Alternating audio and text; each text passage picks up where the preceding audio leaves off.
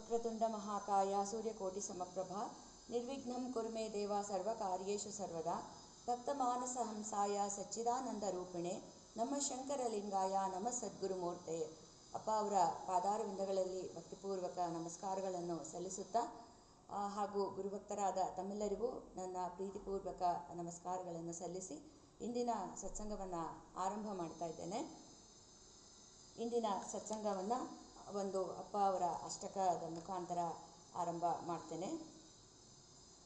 ಸುರನರ ವಂದಿತ ಶಂಕರಲಿಂಗ ಶರಣಾರ್ಚಿತ ಪದ ಶಂಕರಲಿಂಗ ದುರಿತ ಭಯಂಕರ ಶಂಕರಲಿಂಗ ನಮೋ ನಮೋ ಗುರು ಶಂಕರಲಿಂಗ ರಾಮನಾಮ ಪ್ರಿಯ ಶಂಕರಲಿಂಗ ಪ್ರೇಮ ಭರಿತ ಶಿವ ಶಂಕರಲಿಂಗ ಕಾಮದಾತ ಶ್ರೀ ಶಂಕರಲಿಂಗ ನಮೋ ನಮೋ ಗುರು ಶಂಕರಲಿಂಗ ನಿತ್ಯ ನಿರಂಜನ ಶಂಕರಲಿಂಗ ಮೃತ್ಯುದರ್ಪಹರ ಶಂಕರಲಿಂಗ ನೃತ್ಯ ಗೀತ ಪ್ರಿಯ ಶಂಕರಲಿಂಗ ನಮೋ ನಮೋ ಗುರು ಶಂಕರಲಿಂಗ ಅಜ ಹರಿಹರನುತ ಶಂಕರಲಿಂಗ ಸುಜ ವಿವರ್ಧನ ಕುಜ ವಿವರ್ಧನ ಶಂಕರಲಿಂಗ ನಿಜ ಪದದಾಯಕ ಶಂಕರಲಿಂಗ ನಮೋ ನಮೋ ಗುರು ಶಂಕರಲಿಂಗ ನಿರ್ವಿಕಲ್ಪ ಶ್ರೀ ಶಂಕರಲಿಂಗ ನಿರ್ವಿಕಾರ ಶಿವ ಶಂಕರಲಿಂಗ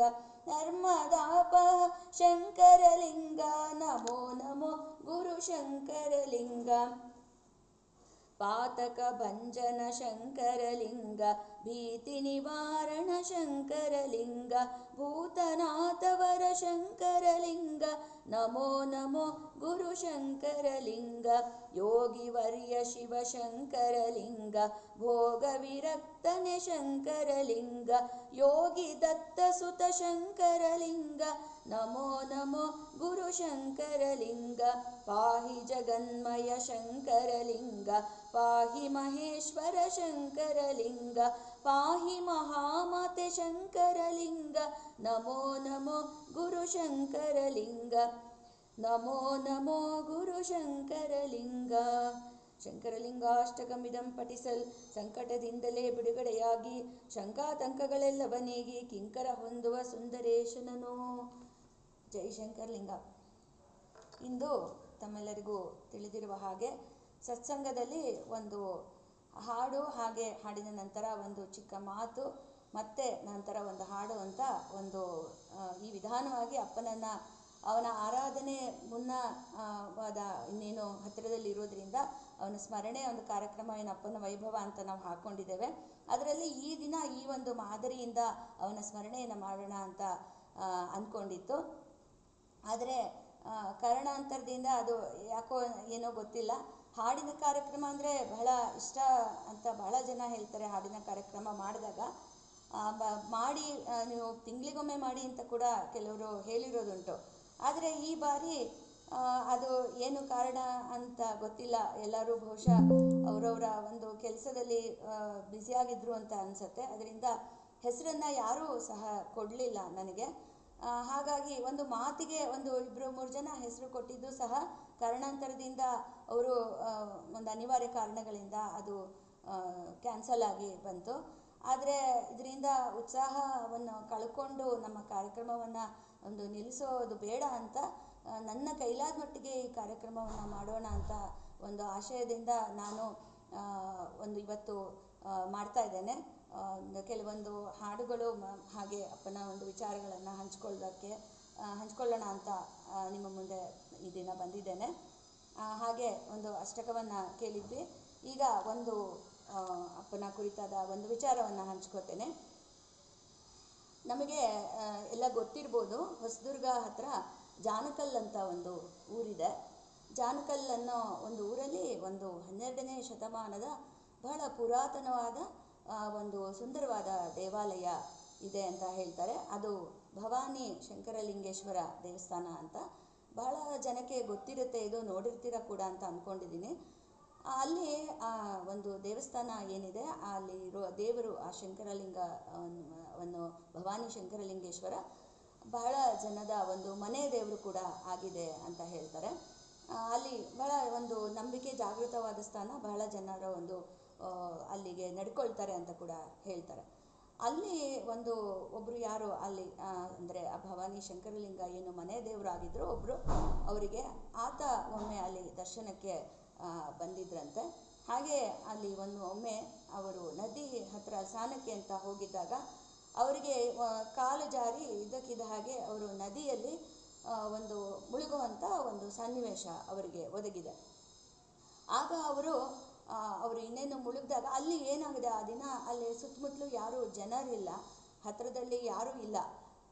ಇವರು ಮುಳುಗ್ತಾ ಇದ್ದಾಗ ಅವ್ರಿಗೆ ಅಲ್ಲಿ ದಡದಲ್ಲಿ ಯಾರೂ ಕಾಣಿಸ್ತಿಲ್ಲ, ಯಾರೂ ಜನ ಕೂಡ ಇಲ್ಲ ಕರೆಯೋಣ ಅಂದರೆ. ಇವ್ರಿಗೆ ಅದು ಆಗ್ತಾ ಇಲ್ಲ, ಅಲ್ಲಿಂದ ಹೊರಗಡೆ ಬರೋದಕ್ಕೆ ಆಗ್ತಾ ಇಲ್ಲ. ಆ ಕ್ಷಣದಲ್ಲಿ ಅವರಿಗೆ ಹೊಳೆದಿದ್ದು ಒಂದೇ, ಅವರ ಮನೆ ದೇವರು ಶಂಕರಲಿಂಗ. ಅಂದರೆ ಅಲ್ಲಿ ಹೇಳಿದ್ನಲ್ಲ ದೇವಸ್ಥಾನ ಇದೆ ಅಂತ, ಅಲ್ಲಿ ಶಂಕರಲಿಂಗ. ಅವರು ಶಂಕರಲಿಂಗ ಅಂತ ಜೋರಾಗಿ ಕೂಗಿದ್ದಾರೆ. ಆ ಕ್ಷಣ ಒಬ್ಬ ಸ್ವಲ್ಪ ವಯಸ್ಸಾದ ವ್ಯಕ್ತಿ ಒಂದು ಪಂಚೆಯನ್ನು ಉಟ್ಕೊಂಡಿದ್ದಾರೆ, ಬಿಳಿಯ ಗಡ್ಡವನ್ನು ಬಿಟ್ಟಿದ್ದಾರೆ. ಅಂಥ ವ್ಯಕ್ತಿ ಅವರನ್ನು ಬಂದು ನದಿಯಿಂದ ದಡಕ್ಕೆ ಎಳ್ಕೊಂಬಂದು ಬಿಟ್ಟಿದ್ದಾರೆ. ಇವರು ಅವರನ್ನು ನೋಡಿದ್ದಾರೆ, ಆದರೆ ಅವರು ಮಾತಾಡ್ಸೋಣ ಅನ್ನೋದರಲ್ಲಿ ಅವರು ಅಲ್ಲಿ ಯಾರೂ ಇಲ್ಲ. ಆಮೇಲೆ ನಂತರ ಅವ್ರು ನೋಡಿದಾಗ ಅಲ್ಲಿ ಯಾವ ವ್ಯಕ್ತಿಗಳು ಇಲ್ಲ, ಯಾರೂ ಇಲ್ಲ. ಇವರು ಸಾವರಿಸ್ಕೊಂಡು ನಂತರ ಅವರ ಮನೆಗೆ ಹೋಗಿದ್ದಾರೆ. ಆಮೇಲೆ ಇದಾದ ಸ್ವಲ್ಪ ದಿನಗಳ ನಂತರ ಏನಾಯಿತು, ಅವರ ಯಾರೋ ಒಬ್ಬ ಪರಿಚಯಸ್ಥರು ಇಲ್ಲಿ ಕೊಮಾನಹಳ್ಳಿ ಅಂತ ಒಂದು ಕ್ಷೇತ್ರ ಇದೆ, ಅಲ್ಲಿ ಹೀಗೆ ರಂಗನಾಥ ಆಶ್ರಮ, ಅಲ್ಲಿ ಶಂಕರಲಿಂಗ ಭಗವಾನರ ಒಂದು ಸಮಾಧಿ ಸ್ಥಳ ಆಶ್ರಮ ಇದೆ, ನಾನು ಹೋಗ್ತಾ ಇದ್ದೀನಿ, ನೀವು ಬರ್ತೀರಾ ಅಂತ ಇವರನ್ನು ವಿಚಾರಿಸಿದ್ದಾರೆ. ಆಯಿತು ಹೋಗೋಣ ಅದಕ್ಕೇನಂತೆ ಅಂತ ಆತ ಕೂಡ ಅವರ ಒಂದು ಸ್ನೇಹಿತರ ಒಡಗೂಡಿ ಬಂದಿದ್ದಾರೆ. ಬಂದು ಅವರು ಆಶ್ರಮನೆಲ್ಲ ಅವರು ನೋಡಿಲ್ಲ, ಅವರು ಗೊತ್ತೂ ಇಲ್ಲ ಇದು ಎಂದೂ ಮೊದಲ ಬಾರಿ ಅವರು ಬಂದಿರೋದು. ಹಾಗೆ ಅವರು ಹೇಗೆ ಸ್ನೇಹಿತರನ್ನು ಕರ್ಕೊಂಬಂದಿದ್ರಲ್ಲ ಅವರಿಗೆ ಇವರೆಲ್ಲ ವಿವರಣೆಯನ್ನು ನೀಡ್ತಾ ಇದ್ರಂತೆ. ಕರ್ಕೊಂಬಂದು ಪ್ರಾರ್ಥನಾ ಮಂದಿರದಲ್ಲಿ ಹೀಗೆ ಇವರು ಶಂಕರಲಿಂಗ ಭಗವಾನರು, ಅವ್ರ ಸಮಾಧಿ ಇಲ್ಲಿದೆ ಅಂತ ಹೇಳ್ಬಿಟ್ಟು ನಂತರ ಯೋಗ ಮಂದಿರಕ್ಕೆ ಕರ್ಕೊಂಡು ಬಂದಿದ್ದಾರೆ. ಅಲ್ಲಿ ಅಪ್ಪ ಅವರ ಏನು ಉಪಯೋಗಿಸ್ತಿದ್ದ ವಸ್ತುಗಳಿದೆ, ಮಂಚ ಇದೆ, ಅದೆಲ್ಲ ಇದೆ ಆ ಜಾಗದಲ್ಲಿ. ಅವರು ಅಲ್ಲಿಗೆ ಬರ್ತಿದ್ದಾಗೆ ಅಲ್ಲಿ ಅಪ್ಪನ ಒಂದು ಚಿತ್ರ ಇದೆ, ಫೋಟೋ ಇದೆ, ಅದನ್ನು ನೋಡಿಬಿಟ್ಟು ಆಗ ಅವರು ಏನು ಬಂದಿದ್ರಲ್ಲ ಅವರಿಗೆ ನೆನಪಾಗಿದೆ. ಅಯ್ಯೋ, ನನ್ನನ್ನು ನದಿಯಿಂದ ಎಳ್ಕೊಂಬಂದು ನನ್ನನ್ನು ಕಾಪಾಡಿದವರು ಇವರೇನೆ ಅಂತ, ಇವರು ಎಲ್ಲೂ ನನಗೆ ಆಮೇಲೆ ಸಿಗಲಿಲ್ಲ, ಇವರು ಶಂಕರಲಿಂಗ ಭಗವಾನ್ರ ಅಂತ ಹೇಳ್ಬಿಟ್ಟು ಅವರಿಗೆ ಬಹಳ ಆಶ್ಚರ್ಯ ಆಗ್ಬಿಟ್ಟಿದೆ. ಹೀಗೆ ನನಗಾಗಿತ್ತು ಅಂತ ಅವರು ಅಲ್ಲಿ ಹೇಳ್ಕೊಂಡಿದ್ದಾರೆ, ಅಲ್ಲಿ ಇದ್ದವರಿಗೆಲ್ಲ ಹೇಳ್ಕೊಂಡಿದ್ದಾರೆ. ಹಾಗೆ ಅಲ್ಲಿ ಅವರು ಕೂಗಿದಾಗ ಶಂಕರಲಿಂಗ ಅಂತ ಅವ್ರ ಮನೆ ದೇವರನ್ನ ಕೂಗಿದ್ದಾರೆ. ಆಗ ಅಪ್ಪ ಅವರು ಅಲ್ಲಿಗೆ ಅವರ ರಕ್ಷಣೆಯನ್ನು ಮಾಡಿದ್ದಾರೆ. ಈ ಘಟನೆ ಈಗ ಸುಮಾರು 15ರಿಂದ 18-20 ವರ್ಷದ ಅಂತ ಅನಿಸುತ್ತೆ ಬಹುಶಃ. ನಾವು ಒಮ್ಮೆ ಕೊಮಾನಹಳ್ಳಿಗೆ ಹೋದಾಗ ಆವಾಗ ಹೀಗೆ ಆಯಿತು, ಹೀಗೆ ಒಬ್ಬರು ಬಂದಿದ್ದರು, ಅವರಿಗೆ ಹೀಗೆ ಅಪ್ಪ ಅವರು ಅವ್ರನ್ನ ಕಾಪಾಡಿದ್ದಾರೆ ಅಂತ ಹೇಳಿಬಿಟ್ಟು ಈ ವಿಷಯವನ್ನು ನಮಗೆ ಅಲ್ಲಿದ್ದವರು ತಿಳಿಸಿದರು. ಬಹಳ ರೋಮಾಂಚನ ಆಗಿಬಿಡ್ತು. ಬಹಳ ಅದ್ಭುತವಾದ ವಿಚಾರ ಇದು. ಅದನ್ನು ನನಗೆ ಆ ಕಾಲಘಟ್ಟದಲ್ಲಂತೂ ಅತಿ ರೋಮಾಂಚನವಾದಂಥ ವಿಚಾರ ಇದು. ಹಾಗಾಗಿ ನಾನು ಕೆಲವರಿಗೆ ತಿಳಿಸಿದ್ದೆ ಇದು ಹೀಗಾಯ್ತಂತೆ ಅಂತ ಹೇಳಿಬಿಟ್ಟು. ಹಾಗೆ ಸತ್ಸಂಗದಲ್ಲಿ ತಮ್ಮೆಲ್ಲರಿಗೂ ತಿಳಿಸ್ಬೇಕು ಅಂತ ಆಶಯದಿಂದ ಇವತ್ತು ತಮ್ಮೆಲ್ಲರ ಮುಂದೆ ವಿಚಾರವನ್ನು ತಿಳಿಸ್ತಾ ಇದ್ದೀನಿ. ಇಲ್ಲಿ ಏನಂದರೆ, ನಮಗೆ ಈಗ ಅವರು ಕರೆದಿದ್ದು ಅವರ ಮನೆ ದೇವರು ಶಂಕರಲಿಂಗ ಅಂತ ಕೂಗಿದ್ರಲ್ಲ, ಆ ನಾಮದ ಮಹಿಮೆ ಹೇಗಿದೆ ಅನ್ನೋದನ್ನು ನಾವಿಲ್ಲಿ ಗಮನಿಸಬೇಕಾದಂಥ ವಿಚಾರ, ನಾಮದ ಮಹಿಮೆ. ಹಾಗೆ ಅಲ್ಲಿ ಏನಂತ ನಮಗೆ ತಕ್ಷಣ ನೆನಪಾಗಿದ್ದು, ಇದು ಹಾಡಿದೆ, ತಮಗೆಲ್ಲರಿಗೂ ಗೊತ್ತಿರ್ಬೋದು, ಎಲ್ಲಿ ಅರಸಲ್ಲಿ ನಿನ್ನ ಗುರುವೆ, ಎಲ್ಲಿ ನೋಡಿದರಲ್ಲಿ ಅಂತ ಹೇಳ್ಬಿಟ್ಟು. ಅಲ್ಲಿ ಬರುತ್ತೆ, ಕಲ್ಲಗುಡಿಯಲ್ಲಿ ಇರುವ ಮೂರುತಿ ನಿನ್ನ ರೂಪವದಲ್ಲವೇ, ಅಲ್ಲವೆನಿಸುವ ನಿರ್ಮಲಾಕಾಶದಲ್ಲಿ ನೀನಡಗಿಲ್ಲವೇ ಅಂತ ಬರುತ್ತೆ. ಕೇಳಿರ್ತೀರಾ ಎಲ್ಲರೂ. ಈ ಹಾಡು ನೆನಪಾಯಿತು. ಅಂದರೆ ಕಲ್ಲಗುಡಿಯಲ್ಲಿ ನಾವು ಯಾವುದೇ ಗುಡಿಯಲ್ಲಿ ಯಾವುದೇ ಮೂರ್ತಿ ನೋಡಿದ್ರು ಅದು ನೀನೇ ಅಲ್ವೇನಪ್ಪ ಅಂತ ಹೇಳ್ಬಿಟ್ಟು ಬರೆದಿದ್ದಾರೆ. ಹಾಗೆ ಏನೂ ಇಲ್ಲ ಅನ್ನೋ ನಿರ್ಮಲಾಕಾಶದಲ್ಲಿ ಅಲ್ಲಿ ಕೂಡ ಇರುವುದು ನೀನೇ ಅಲ್ವೇನಪ್ಪ ಅಂತ ಬರೆದಿದ್ದೀರಿ. ಎಂಥ ಬಹಳ ಸುಂದರವಾದ ಸಾಲುಗಳು. ಈ ಹಾಡು ನೆನಪಾಗತ್ತೆ. ಅಂದರೆ ನಾವು ಎಲ್ಲಿ ಕೂಗಿದ್ರೂ ಅಲ್ಲಿ ಅವನು ಬರ್ತಾನೆ ಅನ್ನೋದಕ್ಕೆ ಅವನು ಇದ್ದಾನೆ. ಅಂದರೆ ಅಪ್ಪ ಅವರು ಒಂದು ಮಾತನ್ನು ಹೇಳ್ತಾರೆ. ಅವರು ಅಪ್ಪ ಅವರನ್ನ ಒಂದು ಸಲ ಲೋಕಿಕೆರೆಯಲ್ಲಿ ಗುರುವಾಗಿ ಪ್ರಕಟವಾದಾಗ ಒಬ್ಬರು ಅವರ ಪರಿಚಯಸ್ಥರು, ಅಂದರೆ ಮುಂಚೆನೇ ಅಪ್ಪ ಅವರ ಒಂದು ಪರಿಚಯ ಇರೋರು ಯಾವಾಗ ಬಂದ್ರಿ ಅಂತ ಒಂದು ಪ್ರಶ್ನೆ ಮಾಡ್ತಾರಂತೆ. ಆಗ ಅಪ್ಪ ಅವರು ಹೇಳ್ತಾರೆ, ನಾನು ಹೋಗುವವನೋ ಅಲ್ಲ ಬರುವವನೋ ಅಲ್ಲ ಅಂತ ಒಂದು ಹೇಳ್ತಾರೆ. ಇಲ್ಲ, ನಾನು ಹಾಗಲ್ಲ, ನಿಮ್ಮ ದೇಹ ಅಂದರೆ ದೇಹ ಭಾವನೆಯಿಂದ ಕೇಳಿದೆ ಅಂತ ಹೇಳ್ಬಿಟ್ಟು. ಅದಕ್ಕೆ ಎಲ್ಲಿದೆ ದೇಹ ಅಂತಾರಪ್ಪ ಅವರು. ಅವಾಗೆಲ್ಲ ಅವರಿಗೆ ದೇಹನೂ ಇಲ್ಲ, ಒಂದು ಪ್ರಭಾವಲಯ ಕಾಣಿಸ್ಬಿಡುತ್ತೆ. ಅಪ್ಪ ಅವರು ಕುಳಿತ ಜಾಗದಲ್ಲಿ ದೇಹ ಕಾಣಲ್ಲ ಅಂತ ಹೇಳ್ತಾರೆ. ಅದು ಕೂಡ ನಾವು ಇಲ್ಲಿ ಒಂದು ನೆನಪಿಸ್ಕೋಬೇಕಾಗಿರೋಂಥ ಒಂದು ವಿಚಾರ ಇದು. ಏಕೆಂದರೆ ಈಗ ಅವ್ರು ಕೂಗಿದ್ರು, ಅಪ್ಪ ಎಲ್ಲಿಂದನೋ ಹೋದ ಅಲ್ಲಿ ಬಚಾವ್ ಮಾಡೋಕ್ಕೆ, ಅವರನ್ನು ಕಾಪಾಡೋಕ್ಕೆ ಅಂತ ಅಲ್ಲ. ಅಂದರೆ ಎಲ್ಲಿಂದನೂ ಹೋಗಲಿಲ್ಲ ಅವನು ಎಲ್ಲಿಗೂ ಹೋಗುವವನೂ ಅಲ್ಲ ಬರುವವನೂ ಅಲ್ಲ ಅಂತ ಅವನೇ ಹೇಳ್ಬಿಟ್ಟಿದ್ದಾನೆ. ಅಂದರೆ ಅವನು ಎಲ್ಲ ಕಡೆ ಇರುವವನು. ಅವನು ಎಲ್ಲ ಕಡೆ ಇರುವವನನ್ನು ಅವನು ಎಲ್ಲಿ ಬೇಕಾದರೂ ಪ್ರಕಟ ಆಗ್ತಾನೆ. ಆ ಇರುವಿಕೆ ಅನ್ನೋದು ನಮಗೆ ಅದು ನಾವು ದೇಹ ಭಾವದಲ್ಲಿರೋದ್ರಿಂದ ನಮಗೆ ಅದು ತಿಳಿಯಲ್ಲ ಹೊರತು, ಅವನು ಇರೋದಂತೂ ನಿಜ. ನಮ್ಮೆಲ್ಲರ ಒಳಗಡೆ ಇದ್ದಾನೆ, ನಮ್ಮೆಲ್ಲರ ಹೊರಗಡೆ ಇದ್ದಾನೆ, ಎಲ್ಲ ಕಡೆ ಅವನು ಇರೋದಂತೂ ನಿಜ. ಆದರೆ ಈ ಒಂದು ಪ್ರಕಟ ಆಗಬೇಕಲ್ಲ ಅವನು, ಆ ಪ್ರಕಟ ಆಗೋದು ಅದಕ್ಕೆ ಒಂದು ಏನು ಮಾಧ್ಯಮ ಅಂತಂದರೆ ಅವನ ನಾಮ. ಅಂದರೆ ನಾಮಸ್ಮರಣೆಯಿಂದ ಅವನು ಪ್ರಕಟ ಆಗ್ತಾನೆ, ಎಲ್ಲಿ ಬೇಕಾದರೂ ಪ್ರಕಟ ಆಗ್ತಾನೆ, ಯಾಕೆಂದರೆ ಅವನು ಎಲ್ಲ ಕಡೆನೂ ಇದ್ದಾನೆ. ಆದ್ದರಿಂದ ನಾಮಸ್ಮರಣೆಗೆ ಅಷ್ಟು ಮಹತ್ವ ಇದೆ. ನಮ್ಮೊಳಗಡೆ ಇರುವ ಅಪ್ಪನೊಂದಿಗೆ ನಾವು ನಮಗೆ ಒಂದು ಕನೆಕ್ಷನ್ ನಾವು ಬರಬೇಕು ಅಂದರೆ ಆ ಕನೆಕ್ಷನ್ನು ಒಂದು ಬರಬೇಕು, ಅದು ನಾಮದಿಂದನೇ ಮಾತ್ರ ಸಾಧ್ಯ ಅಂತ ಮಹಾರಾಜರು ಕೂಡ ಹೇಳಿದ್ದಾರೆ. ಬ್ರಹ್ಮಚೈತನ್ಯ ಮಹಾರಾಜರು ಪರಮಾತ್ಮನೊಂದಿಗೆ ನಾಮವನ್ನು ಮಾತ್ರ ನೀವೆಂದೂ ಬಿಡಬೇಡ್ರಿ, ಏಕೆಂದರೆ ನೀವು ಯಾವಾಗೆಲ್ಲ ನಾಮ ನುಡಿತಾ ಇರ್ತೀರೋ ಆಗೆಲ್ಲ ನಾನು ನಿಮ್ಮ ಜೊತೆಗೆ ಇರ್ತೀನಿ. ಆದರೆ ನೀವು ನಾಮಸ್ಮರಣೆ ಮಾಡಿಲ್ಲ ಅಂದರೆ ನಾನು ನಿಮ್ಮ ಜೊತೆಗೆ ಇರೋಕ್ಕಾಗಲ್ಲ ಅಂತ ಅವರು ಬಹಳ ಸ್ಪಷ್ಟವಾಗಿ ತಿಳಿಸಿದ್ದಾರೆ. ಇದರಿಂದ ನಮಗೆ ಗೊತ್ತಾಗತ್ತೆ ಅವನ ನಾಮ ಅನ್ನೋದೇ ನಮಗೆ ಹಾಗೂ ಅವನಿಗೆ ನಮ್ಮೊಳಗಡೆ ಇರೋ ಅಪ್ಪನನ್ನು ನಾವು ಒಂದು ಪ್ರಕಟಗೊಳಿಸ್ಕೋಬೇಕು, ಅಂದರೆ ನಮ್ಮೊಳಗಡೆ ಕಂಡ್ಕೋಬೇಕು ಅಂದರೆ ಅವನ ನಾಮನೇ ಒಂದು ಮಾಧ್ಯಮ ಅನ್ನೋದು ಈ ವಿಚಾರ. ನಾವೇನು ಶಂಕರಲಿಂಗ ಅಂತ ಅವ್ರು ಕೂಗಿದ್ರು, ಅವಾಗ ಅವನು ಅಪ್ಪ ಅವರೇನು ಪ್ರಕಟ ಆದರೂ ಕಾಪಾಡಿದ್ರು, ಆದ್ದರಿಂದ ನಮಗೆ ಗೊತ್ತಾಗತ್ತೆ ಅಂತ ಅದೊಂದು ವಿಚಾರ. ಈ ಒಂದು ವಿಚಾರದೊಂದಿಗೆ ನಾವು ಇನ್ನೊಂದು ಹಾಡನ್ನು ನಾನು ಹೇಳೋದಕ್ಕೆ ಇಷ್ಟಪಡ್ತೇನೆ. ಈ ನಾಮಸ್ಮರಣೆಯ ಕುರಿತಾದ ಸಂಬಂಧಪಟ್ಟ ಒಂದು ಹಾಡೇನೇ ಇದು. ಅದನ್ನು ನಿಮ್ಮೊಂದಿಗೆ ಹಂಚ್ಕೊಳ್ಳೋದಕ್ಕೆ ಇಷ್ಟಪಡ್ತೇನೆ.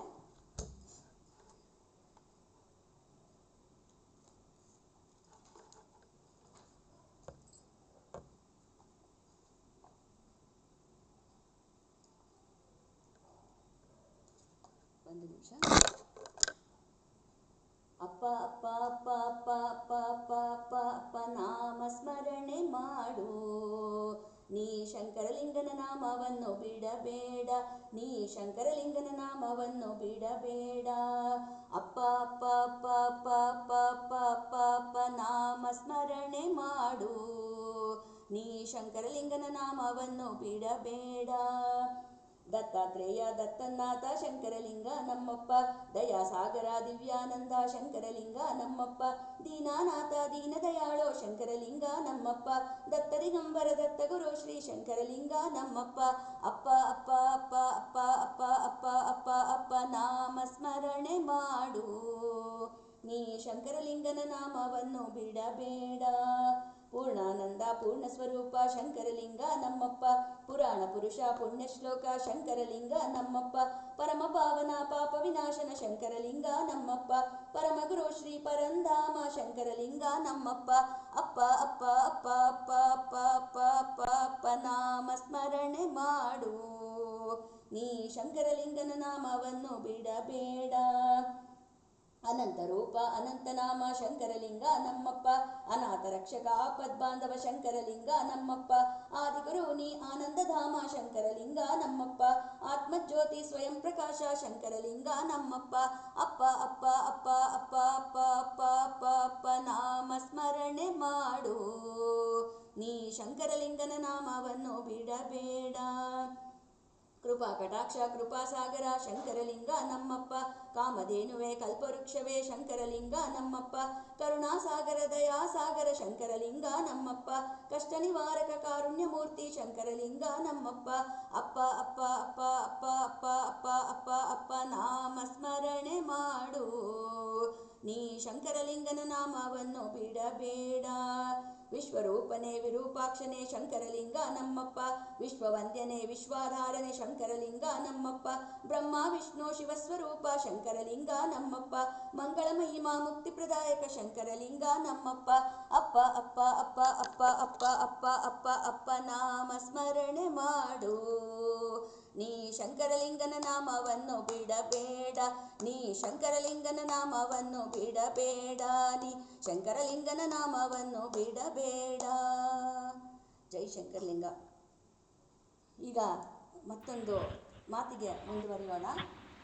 ಈ ಒಂದು ವಿಚಾರವನ್ನು ನಾನು ತೆಗೆದುಕೊಂಡಿರುವುದು ಸತ್ಯಣ್ಣ ಅವರು ಬರೆದಿರುವಂಥ, ನಮ್ಮ ಅಣಜಿಯ ಸತ್ಯಣ್ಣ ಅವರು ಬರೆದಿರುವಂಥ ಗುರುಕಥಾಮೃತವನ್ನು ತಮ್ಮೆಲ್ಲರಿಗೂ ತಿಳಿದಿದೆ. 3 ಜನ ಅಣ್ಣ ತಮ್ಮಂದರು ಅಂದರೆ ಅಣಜಿಯ ಸಹೋದರರು ಬರೆದಿದ್ದಾರೆ, ತಮಗೆಲ್ಲರಿಗೂ ತಿಳಿದಿದೆ. ಒಂದು ಆರಾಸೆ ಅವರು, ಹಾಗೆ ಸತ್ಯಣ್ಣ ಅವರು, ಹಾಗೆ ಚಿದಂಬರಣ್ಣ ಅವರು ಬರೆದಿದ್ದಾರೆ. 3 ಪುಸ್ತಕಗಳು ಅದು ಒಂದು 3 ರೀತಿಯ ಒಂದು ಮುತ್ತುಗಳು ಅಂತ ನಾನು ಹೇಳ್ತೇನೆ. ಒಂದೊಂದರಲ್ಲೂ ಒಂದೊಂದು ಓದಿದಾಗ ಅದರದ್ದೇ ಆದ ಒಂದು ಲಹರಿ ಇದೆ, ಒಂದೊಂದರಲ್ಲೂ ಅದರದೇ ಆದ ತನ್ನದೇ ಆದ ಲಹರಿಯಿಂದ ಕೂಡಿದೆ. ಈ ಸತ್ಯಣ್ಣ ಅವರ ಪುಸ್ತಕ, ಆರಾಸೆ ಅವರ ಪುಸ್ತಕ ನಾವು ಮೊದಲು ಓದಿದ್ದ ಆರಾಸೆ ಅವರ ಪುಸ್ತಕ, ಅದು ಒಂದು ಸಮಗ್ರವಾಗಿ ಅಪ್ಪನ ಚರಿತ್ರೆಯನ್ನು ತಿಳಿಸಿಕೊಟ್ರೆ, ಚಿದಂಬರಣ್ಣ ಅವ್ರದ್ದು ಪುಸ್ತಕದಲ್ಲಿ ಕೆಲವೊಂದೊಂದು ವಿಚಾರಗಳು ಅತ್ಯದ್ಭುತವಾಗಿದೆ.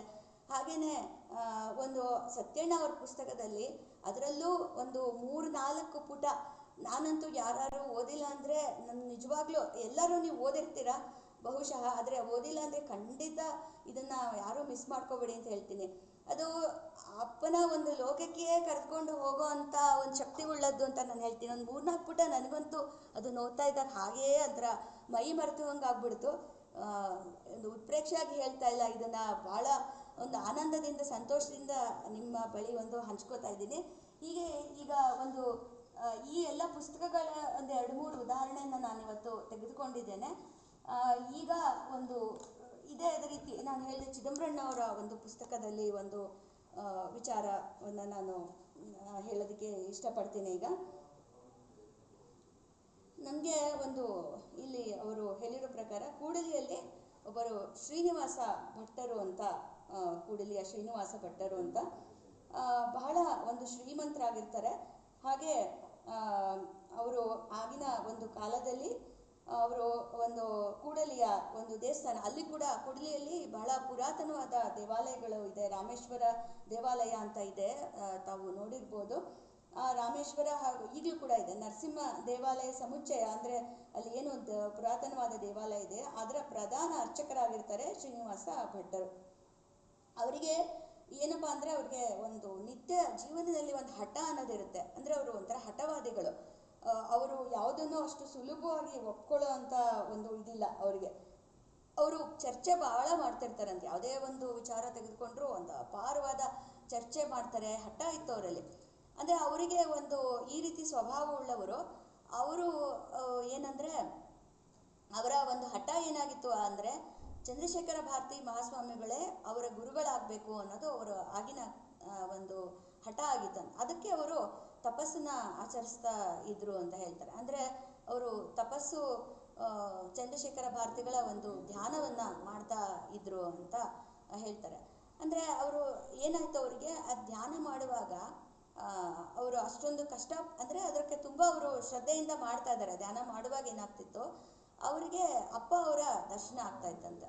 ಆ ಧ್ಯಾನದಲ್ಲಿ ಚಂದ್ರಶೇಖರ ಭಾರತಿಗಳ ಒಂದು ಮೂರ್ತಿಯ ಬದಲು ಅಪ್ಪ ಅವರ ಮೂರ್ತಿ ದರ್ಶನ ಆಗ್ತಿತ್ತು. ಅವರಿಗೆ ಏನಾಗಿತ್ತು, ಅವರು ಅದು ಬೇಕಾಗಿಲ್ಲ ಅವರಿಗೆ. ಅಂದರೆ ಅವರ ಒಂದು ಮನಸ್ಸಲ್ಲಿ ಚಂದ್ರಶೇಖರ ಭಾರತಿಗಳನ್ನು ಬಿಟ್ಟು ನಾನು ಬೇರೆ ಯಾರನ್ನೂ ಗುರುಗಳಾಗಿ ಸ್ವೀಕರಿಸಲ್ಲ, ಅಂದರೆ ನನಗಿಷ್ಟ ಇಲ್ಲ ಅದು, ನನ್ನ ಚಂದ್ರಶೇಖರ ಭಾರತಿಗಳ ಮಹಾಸ್ವಾಮಿಗಳೇ ಗುರುಗಳಾಗಬೇಕು ಅನ್ನೋದು ಅವ್ರ ಹಠ. ಆಗ ಅವರಿಗೆ ಏನು ಅದನ್ನು ಆ ವಿಚಾರವನ್ನು ಅವರು ಶೃಂಗೇರಿಗೆ ಹೋಗಿ ಅಲ್ಲಿ ಗುರುಗಳ ಬಳಿಗೂ ಕೂಡ ಅವರು ತಿಳಿಸ್ತಾರೆ. ಆವಾಗ ಗುರುಗಳೇನು ಹೇಳ್ತಾರೆ, ಇಲ್ಲಪ್ಪ ಶಂಕರಲಿಂಗ ಭಗವಾನ್ರೆ ನಿನ್ನ ಗುರುಗಳು, ನೀನು ಅವರನ್ನೇ ಗುರುವಾಗಿ ಸ್ವೀಕರಿಸಬೇಕು ಅಂತ ಅವ್ರು ಹೇಳಿ ಕಳಿಸ್ತಾರಂತೆ. ಆದರೂ ಕೂಡ ಇವರ ಮನಸ್ಸಿಗೆ ಅದು ಇನ್ನೂ ಒಪ್ಪಿಗೆ ಇರೋದಿಲ್ಲ. ಇವರು ಇಲ್ಲ, ನನಗೆ ಏನೇ ಆಗಲಿ ನಾನು ಚಂದ್ರಶೇಖರ ಭಾರತಿ ಮಹಾಸ್ವಾಮಿಗಳೇ ಗುರುಗಳಾಗಬೇಕು. ಮತ್ತೆ ಅವರು ಧ್ಯಾನಕ್ಕೆ ಅದೇ ಒಂದು ತಪಸ್ಸಿಗೆ ಕುಳಿತುಕೊಳ್ತಾರೆ. ಅದೇ ರೀತಿ ಮತ್ತೆ ಆಗುತ್ತೆ. ಅಪ್ಪ ಅವರ ಒಂದು ಮೂರ್ತಿಯೇ ಮತ್ತೆ ಕಣ್ಮುಂದೆ ಬರುತ್ತೆ. ಅವರಿಗೆ ಚಂದ್ರಶೇಖರ ಮಹಾಸ್ವಾಮಿಗಳ ಧ್ಯಾನ ಮಾಡೋದಕ್ಕೆ ಮತ್ತೆ ಆಗಲ್ಲ. ಆವಾಗ ಮತ್ತೆ ಅವರು ಹೋಗಿ ಮತ್ತೆ ಸನ್ನಿಧಾನದಲ್ಲಿ, ಶೃಂಗೇರಿ ಸನ್ನಿಧಾನದಲ್ಲಿ ನರಸಿಂಹ ಭಾರತಿಗಳ ಹತ್ರ ವಿಚಾರ ಮಾಡಿದಾಗ ಅವರು ಕೂಡ ಇಲ್ಲ, ನಿನ್ನ ಅಪ್ಪ ಅವ್ರ ಕಡೆಗೆ ಹೋಗಲೇಬೇಕು ಅಂತ ಅವರು ಕೂಡ ತಿಳಿಸ್ತಾರಂತೆ.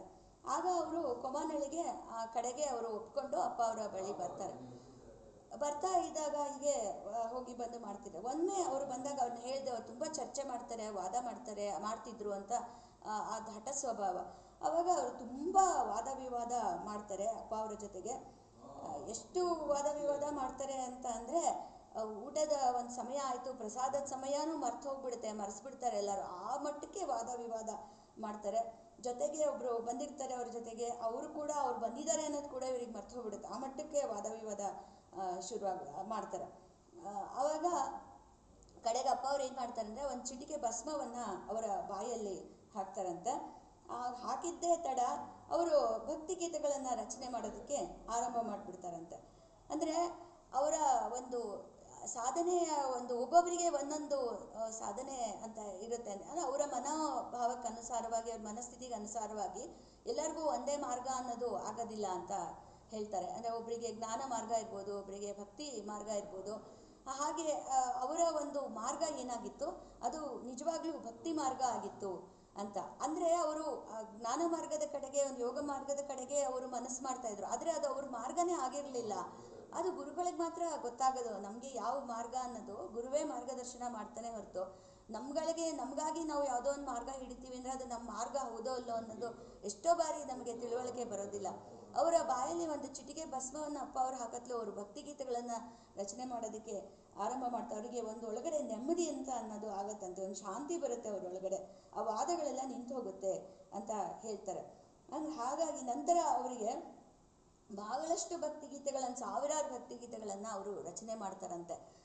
ಹೀಗೆ ಅಂದರೆ ಏನಂದರೆ, ಈಗ ಗುರುವೇ ಎದುರಿಗಿದ್ದಾಗ ಅಲ್ಲಿ ಒಂದು ವಾದ ವಿವಾದ ಆಗಲಿ, ಒಂದು ಚರ್ಚೆ, ಒಂದು ತಾರ್ಕಿಕವಾಗಿ ನಾವು ಏನೋ ಒಂದು ತಿಳ್ಕೊಂಡ್ಬಿಡ್ತೀವಿ ಅನ್ನೋದಾಗಲಿ, ಅದರಲ್ಲೇನೂ ಮಹತ್ವ ಇಲ್ಲ ಅನ್ನೋದನ್ನ ಬರೀತಾರೆ. ಏನಕ್ಕೆ ಅಂದರೆ, ಈಗ ಅದೇನು ವೇದಗಳ ಸಾರ ಇದೆ, ಆ ಸಾರವೇ ನಮ್ಮ ಕಣ್ಣೆದುರಿಗೆ ಇರುವಾಗ ನಾವು ಅಲ್ಲಿ ಇನ್ಯಾವುದಕ್ಕೆ ಹೋಗಿ ನಾವು ತರ್ಕ ಅಲ್ಲಿ ಮಾಡೋ ಅವಶ್ಯಕತೆ ಇಲ್ಲ. ಅಲ್ಲಿ ಶರಣಾಗತಿ ಆಗೋದು ಒಂದೇ ಅವಶ್ಯಕತೆ ಇದೆ ಹೊರತು ಅಲ್ಲಿ ನಾವು ತರ್ಕ ಮಾಡ್ಕೊತ ಕೂತ್ಕೊಳ್ಳೋ ಅವಶ್ಯಕತೆ ಏನೂ ಇಲ್ಲ. ಏಕೆಂದರೆ ನಮ್ಮ ಏನೋ ಒಂದು ಗುರಿ ಇದೆ, ಆ ಗುರಿ ಕಣ್ಮುಂದೆ, ನಮ್ಮ ಮನುಷ್ಯ ರೂಪದಲ್ಲಿ ನಮ್ಮ ಕಣ್ಮುಂದೆ ನಿಂತಿದ್ದಾಗ ಅಲ್ಲಿ ನಮಗೆ ಇನ್ಯಾವ ಒಂದು ಚರ್ಚೆ ಅವಶ್ಯಕತೆ ಇದೆ. ಅವನ ಸ್ಮರಣೆ ಹಾಗೂ ಅವನ ಶರಣಾಗತಿ ಒಂದೇ ನಮಗೆ ಅವಶ್ಯಕತೆ. ಆ ಪ್ರೇಮವನ್ನು ಅವನು ಸ್ವತಃ ಪ್ರೇಮ ಮೂರ್ತಿ ತಾನೇ ಒಂದು ಬಂದಿದ್ದಾನೆ ನಮಗೆ ಒಂದು ಉದ್ಧಾರ ಮಾರ್ಗಕ್ಕಾಗಿ ಎಂದಾಗ ಬೇರೆ ಇನ್ಯಾವ ಅವಶ್ಯಕತೆಯೂ ಇಲ್ಲ ಅನ್ನೋದು ಈ ಒಂದು ಘಟನೆಯಲ್ಲಿ ಸ್ಪಷ್ಟವಾಗುತ್ತೆ. ಇದನ್ನು ಚಿದಂಬರಣ್ಣ ಅವರು ಬರೆದಿದ್ದಾರೆ, ಬಹಳ ಚೆನ್ನಾಗಿ ಬರೆದಿದ್ದಾರೆ. ಇದನ್ನೇ ನಾವು ಒಂದು ಬಹಳ ಜನ ಬರ್ತಾರಂತೆ ಅಪ್ಪ ಅವರ ಬಳಿ ಈ ರೀತಿ ಒಂದು ತರ್ಕ ಮಾಡೋದಕ್ಕೆ. ಲೌಕಿಕರಲ್ಲಿ ಅವ್ರು ಗುರುವಾಗಿ ಒಂದೇನು ಪ್ರಕಟ ಆಗ್ತಾರೆ, ಆಗ ಕೂಡ ಬಹಳ ಜನರು ಬರ್ತಾರೆ ಅಂತ ಅವರ ಒಂದು ಜೊತೆ ವಾದ ಮಾಡೋದಕ್ಕಾಗಿ, ಒಂದು ಏನೋ ಚರ್ಚೆ ಅದಕ್ಕೆ ಮಾಡೋದಕ್ಕೆ ಅಂತ ಹೇಳ್ಬಿಟ್ಟು. ಆದರೆ ಅಲ್ಲಿ ಯಾವ ಅವಶ್ಯಕತೆ ಕೂಡ ಇರೋದಿಲ್ಲ ಗುರುವಿನ ಬಳಿ. ಅಲ್ಲಿ ಏನು ಬೇಕಾಗಾದರೆ ಅಂತಂದರೆ, ಅಲ್ಲಿ ಶುದ್ಧವಾದ ಒಂದು ಭಕ್ತಿ, ಪ್ರೀತಿ, ಒಂದು ಶರಣಾಗತಿ ಇದೆ, ಅವನು ಒಲಿತಾನೆ, ಅದಕ್ಕೆ ಸಾಕು ಅಂತ. ವೇದಗಳೆಲ್ಲ ಏನು ಹೇಳುತ್ತೆ, ವೇದಗಳು ಕೂಡ ಒಂದು ರೀತಿ ಗುರುವಿನ ಬಳಿ ಅವು ನಾಯಿಗಳಾಗಿ ಕೂತ್ಕೊಂಡಿರುತ್ತೆ ಅಂತ ಏನು ನಾವು ಕೇಳಿದ್ದೀವಿ, ದತ್ತಾತ್ರೇಯರು ಇದು. ಹಾಗೆ ವೇದಗಳೆಲ್ಲ ಏನು ನೇತಿ ಅಂತವಂತೆ. ಇದನ್ನು ಇವರು ಬಹಳ ಚೆನ್ನಾಗಿ ಬರೆದಿದ್ದಾರೆ ನಮ್ಮ ಸತ್ಯಣ್ಣ ಅವರು. ನೇತಿ ಅಂತ ಆ ಪರಮಾತ್ಮನನ್ನ ಬಳಿಗೆ ಅವು ಅಲ್ಲೇ ಒಂದು ಮಟ್ಟಕ್ಕೆ ನಿಂತು ಬಿಡ್ತವೆ, ಅವು ಮುಂದಕ್ಕೆ ಹೋಗೋದೇ ಇಲ್ಲ, ಅಲ್ಲೇ ನಿಂತು ಬಿಡ್ತವೆ. ಆದರೆ ಅದು ನಮ್ಮನ್ನು ಪೂರಾ ಆ ಪರಮಾತ್ಮನಲ್ಲಿ ಒಂದುಗೂಡಿಸೋನು ಯಾರು ಅಂದರೆ ಅದು ಅವನು ಸ್ವತಃ ಪರಮಾತ್ಮನೇ ಧರೆಗಿಳಿದು ಗುರು ರೂಪದಲ್ಲಿ ಧರೆಗಿಳಿದು ಬಂದಿರ್ತಾನಲ್ಲ, ಅವನೇ ಒಂದುಗೂಡಿಸ್ತಾನೆ. ಅದು ಬಿಟ್ಟು ಅದರಿಂದ ಅಲ್ಲಿ ಶರಣಾಗತಿ ಬಿಟ್ಟರೆ ಬೇರೆ ಏನು ಬೇಡ ಅನ್ನೋದನ್ನ ನಮ್ಮ ಸಚ್ಚಿದಾನಂದ ಸರಸ್ವತಿಗಳು ಭಾಳ ಚೆನ್ನಾಗಿ ಬರೆದಿದ್ದಾರೆ. ಅದನ್ನು ನಿಮ್ಮ ಎದುರಿಗೆ ಹಂಚ್ಕೊಳ್ತೇನೆ. ಏನೂ ಗೊತ್ತಿಲ್ಲ ನನಗೆ, ಏನೂ ಗೊತ್ತಿಲ್ಲ, ಏನೂ ಗೊತ್ತಿಲ್ಲ ನನಗೆ, ಏನೂ ಗೊತ್ತಿಲ್ಲ, ಗುರುವಿನ ಸ್ಮರಣೆಯೊಂದನ್ನು ಬಿಟ್ಟು ಬೇರೆ ಗೊತ್ತಿಲ್ಲ, ಏನೂ ಗೊತ್ತಿಲ್ಲ ನನಗೆ, ಏನೂ ಗೊತ್ತಿಲ್ಲ, ವೇದವು ಗೊತ್ತಿಲ್ಲ, ವೇದಾಂತವು ಗೊತ್ತಿಲ್ಲ, ಮಂತ್ರವು ಗೊತ್ತಿಲ್ಲ, ಮಂತ್ರದ ತಂತ್ರವು ಗೊತ್ತಿಲ್ಲ, ಏನು ಗೊತ್ತಿಲ್ಲ ನನಗೆ, ಏನೂ ಗೊತ್ತಿಲ್ಲ, ಕರ್ಮವು ಗೊತ್ತಿಲ್ಲ, ಕರ್ಮದ ಮರ್ಮವು ಗೊತ್ತಿಲ್ಲ, ಜಪವೂ ಗೊತ್ತಿಲ್ಲ ನನಗೆ, ತಪವೂ ಗೊತ್ತಿಲ್ಲ, ಏನು ಗೊತ್ತಿಲ್ಲ ನನಗೆ, ಏನೂ ಗೊತ್ತಿಲ್ಲ, ಬ್ರಹ್ಮವು ಗೊತ್ತಿಲ್ಲ, ಬ್ರಹ್ಮ ಸೂತ್ರವು ಗೊತ್ತಿಲ್ಲ, ಆತ್ಮನು ಗೊತ್ತಿಲ್ಲ, ಆತ್ಮದ ತತ್ವವು ಗೊತ್ತಿಲ್ಲ, ಏನೂ ಗೊತ್ತಿಲ್ಲ ನನಗೆ, ಏನೂ ಗೊತ್ತಿಲ್ಲ, ಗುರುವಿನ ಪಾದ ಹಿಡಿದರೆ ನೀನು ಎಲ್ಲವೂ ತಿಳಿಯುವುದಣ್ಣ, ಗುರುವಿನ ಸೇವೆಯ ಮಾಡಲು ನೀನು ಮುಕ್ತಿಯು ದೊರೆಯುವುದಣ್ಣ, ಏನೂ ಗೊತ್ತಿಲ್ಲ ನನಗೆ, ಏನೂ ಗೊತ್ತಿಲ್ಲ, ಗುರುವನು ಬಿಟ್ಟು ಇರಬೇಡ ನೀ, ಗುರುವಿನ ಪಾದವ ಬಿಡಬೇಡ, ಗುರುವನು ಬಿಟ್ಟು ಇರಬೇಡ ನೀ, ಗುರುವಿನ ಪಾದವ ಬಿಡಬೇಡ, ಶಂಕರಲಿಂಗನು ಅದನ್ನೇ ಹೇಳಿದ, ಕಿಂಕರ ನಾನು ಅದನ್ನೇ ಮಾಡಿದೆ, ಏನೂ ಗೊತ್ತಿಲ್ಲ ನನಗೆ, ಏನೂ ಗೊತ್ತಿಲ್ಲ, ಏನೂ ಗೊತ್ತಿಲ್ಲ ನನಗೆ, ಏನೂ ಗೊತ್ತಿಲ್ಲ. ಬಹಳ ಸಚ್ಚಿದಾನಂದ ಸರಸ್ವತಿಗಳು ಬಹಳ ಒಂದು ಸುಂದರವಾಗಿ ಏನೂ ಬೇಕಾಗಿಲ್ಲ, ಅಲ್ಲಿ ಶರಣಾಗತಿ ಒಂದೇ ಸಾಕು ಅಂತ ಬಹಳ ಸುಂದರವಾಗಿ ಹೇಳಿದ್ದಾರೆ. ನಾವು ಸಿದ್ಧಾರೂಢರ ಒಂದು ಚರಿತ್ರೆಯನ್ನು ಇಲ್ಲಿ ಕೇಳಿದವರು ಇದ್ದೀರಾ ಅನ್ಸತ್ತೆ ನಮ್ಮ ಸತ್ಸಂಗದಲ್ಲಿ. ಅದರಲ್ಲೂ ಕೂಡ ಒಂದು ಬರುತ್ತೆ, ಭೀಮವನ ಒಂದು ಕತೆ ಬರುತ್ತೆ. ಅದರಲ್ಲೂ ಕೂಡ ಆಕೆಗೆ ಏನೂ ಗೊತ್ತಿರಲಿಲ್ಲ ಪಾಪ, ಆದರೆ ಗುರುವಿನಲ್ಲಿ ಶರಣಾಗತಿ ಇತ್ತು, ಭಕ್ತಿ ಇತ್ತು. ಆಕೆಗೆ ಜ್ಞಾನವನ್ನು ಒಂದು ರಾತ್ರಿಯಲ್ಲಿ ತಲೆದಿಂಬಿನಲ್ಲಿ ಪುಸ್ತಕವನ್ನು ಇಳಿಸ್ಬಿಟ್ಟು ಬೆಳಗ್ಗೆ ಆಗೋದ್ರಲ್ಲಿ ಪುಸ್ತಕದಲ್ಲಿ ಇರೋದೆಲ್ಲ ಆಕೆ ಮಸ್ತಕದಲ್ಲಿ ಬರೋ ಹಾಗೆ ಮಾಡಿದರು ಸಿದ್ಧಾರೂಢರು ಅಂತ ಹೇಳ್ಬಿಟ್ಟು ನಾವು ಏನೋ ಕಥೆಯನ್ನು ಕೇಳಿದ್ವಿ. ಹಾಗಾಗಿ ಆ ಗುರುವಿನ ಹತ್ರ ಬೇರೆ ಏನೋ ಇಲ್ದಿದ್ರು ಭಕ್ತಿ ಶರಣಾಗತಿಗೆ ಅವನು ಒಲಿತಾನೆ ಅನ್ನೋದಕ್ಕೆ, ಎಲ್ಲವನ್ನು ತಿಳಿಸ್ಕೊಡ್ತಾನೆ ಅನ್ನೋದಕ್ಕೆ ಒಂದು ಬಹಳ ಸುಂದರವಾದ ಒಂದು ಪ್ರಸಂಗ ಹಾಗೂ ಒಂದು ಗೀತೆ ಇದಾಗಿತ್ತು. ಈಗ ಮುಂದಿನ ಒಂದು ಭಾಗದಲ್ಲಿ ಮತ್ತೊಂದು ನಾನು ಒಂದು ವಿಚಾರವನ್ನು ಹೇಳೋದಕ್ಕೆ ಇಷ್ಟಪಡ್ತೇನೆ. ಇದು ಸುಮಾರು ಇದು ಕೂಡ ಒಂದು 15 ವರ್ಷದ ಮೇಲೆ ಆಯಿತು. ನಾನು ಕೊಮ್ಮನಹಳ್ಳಿಗೆ ಯಾವುದೋ ಕಾರ್ಯಕ್ರಮ ಆಯಿತು, ಅದರ ನಿಮಿತ್ತ ನಾವು ಹೋಗಿದ್ವಿ.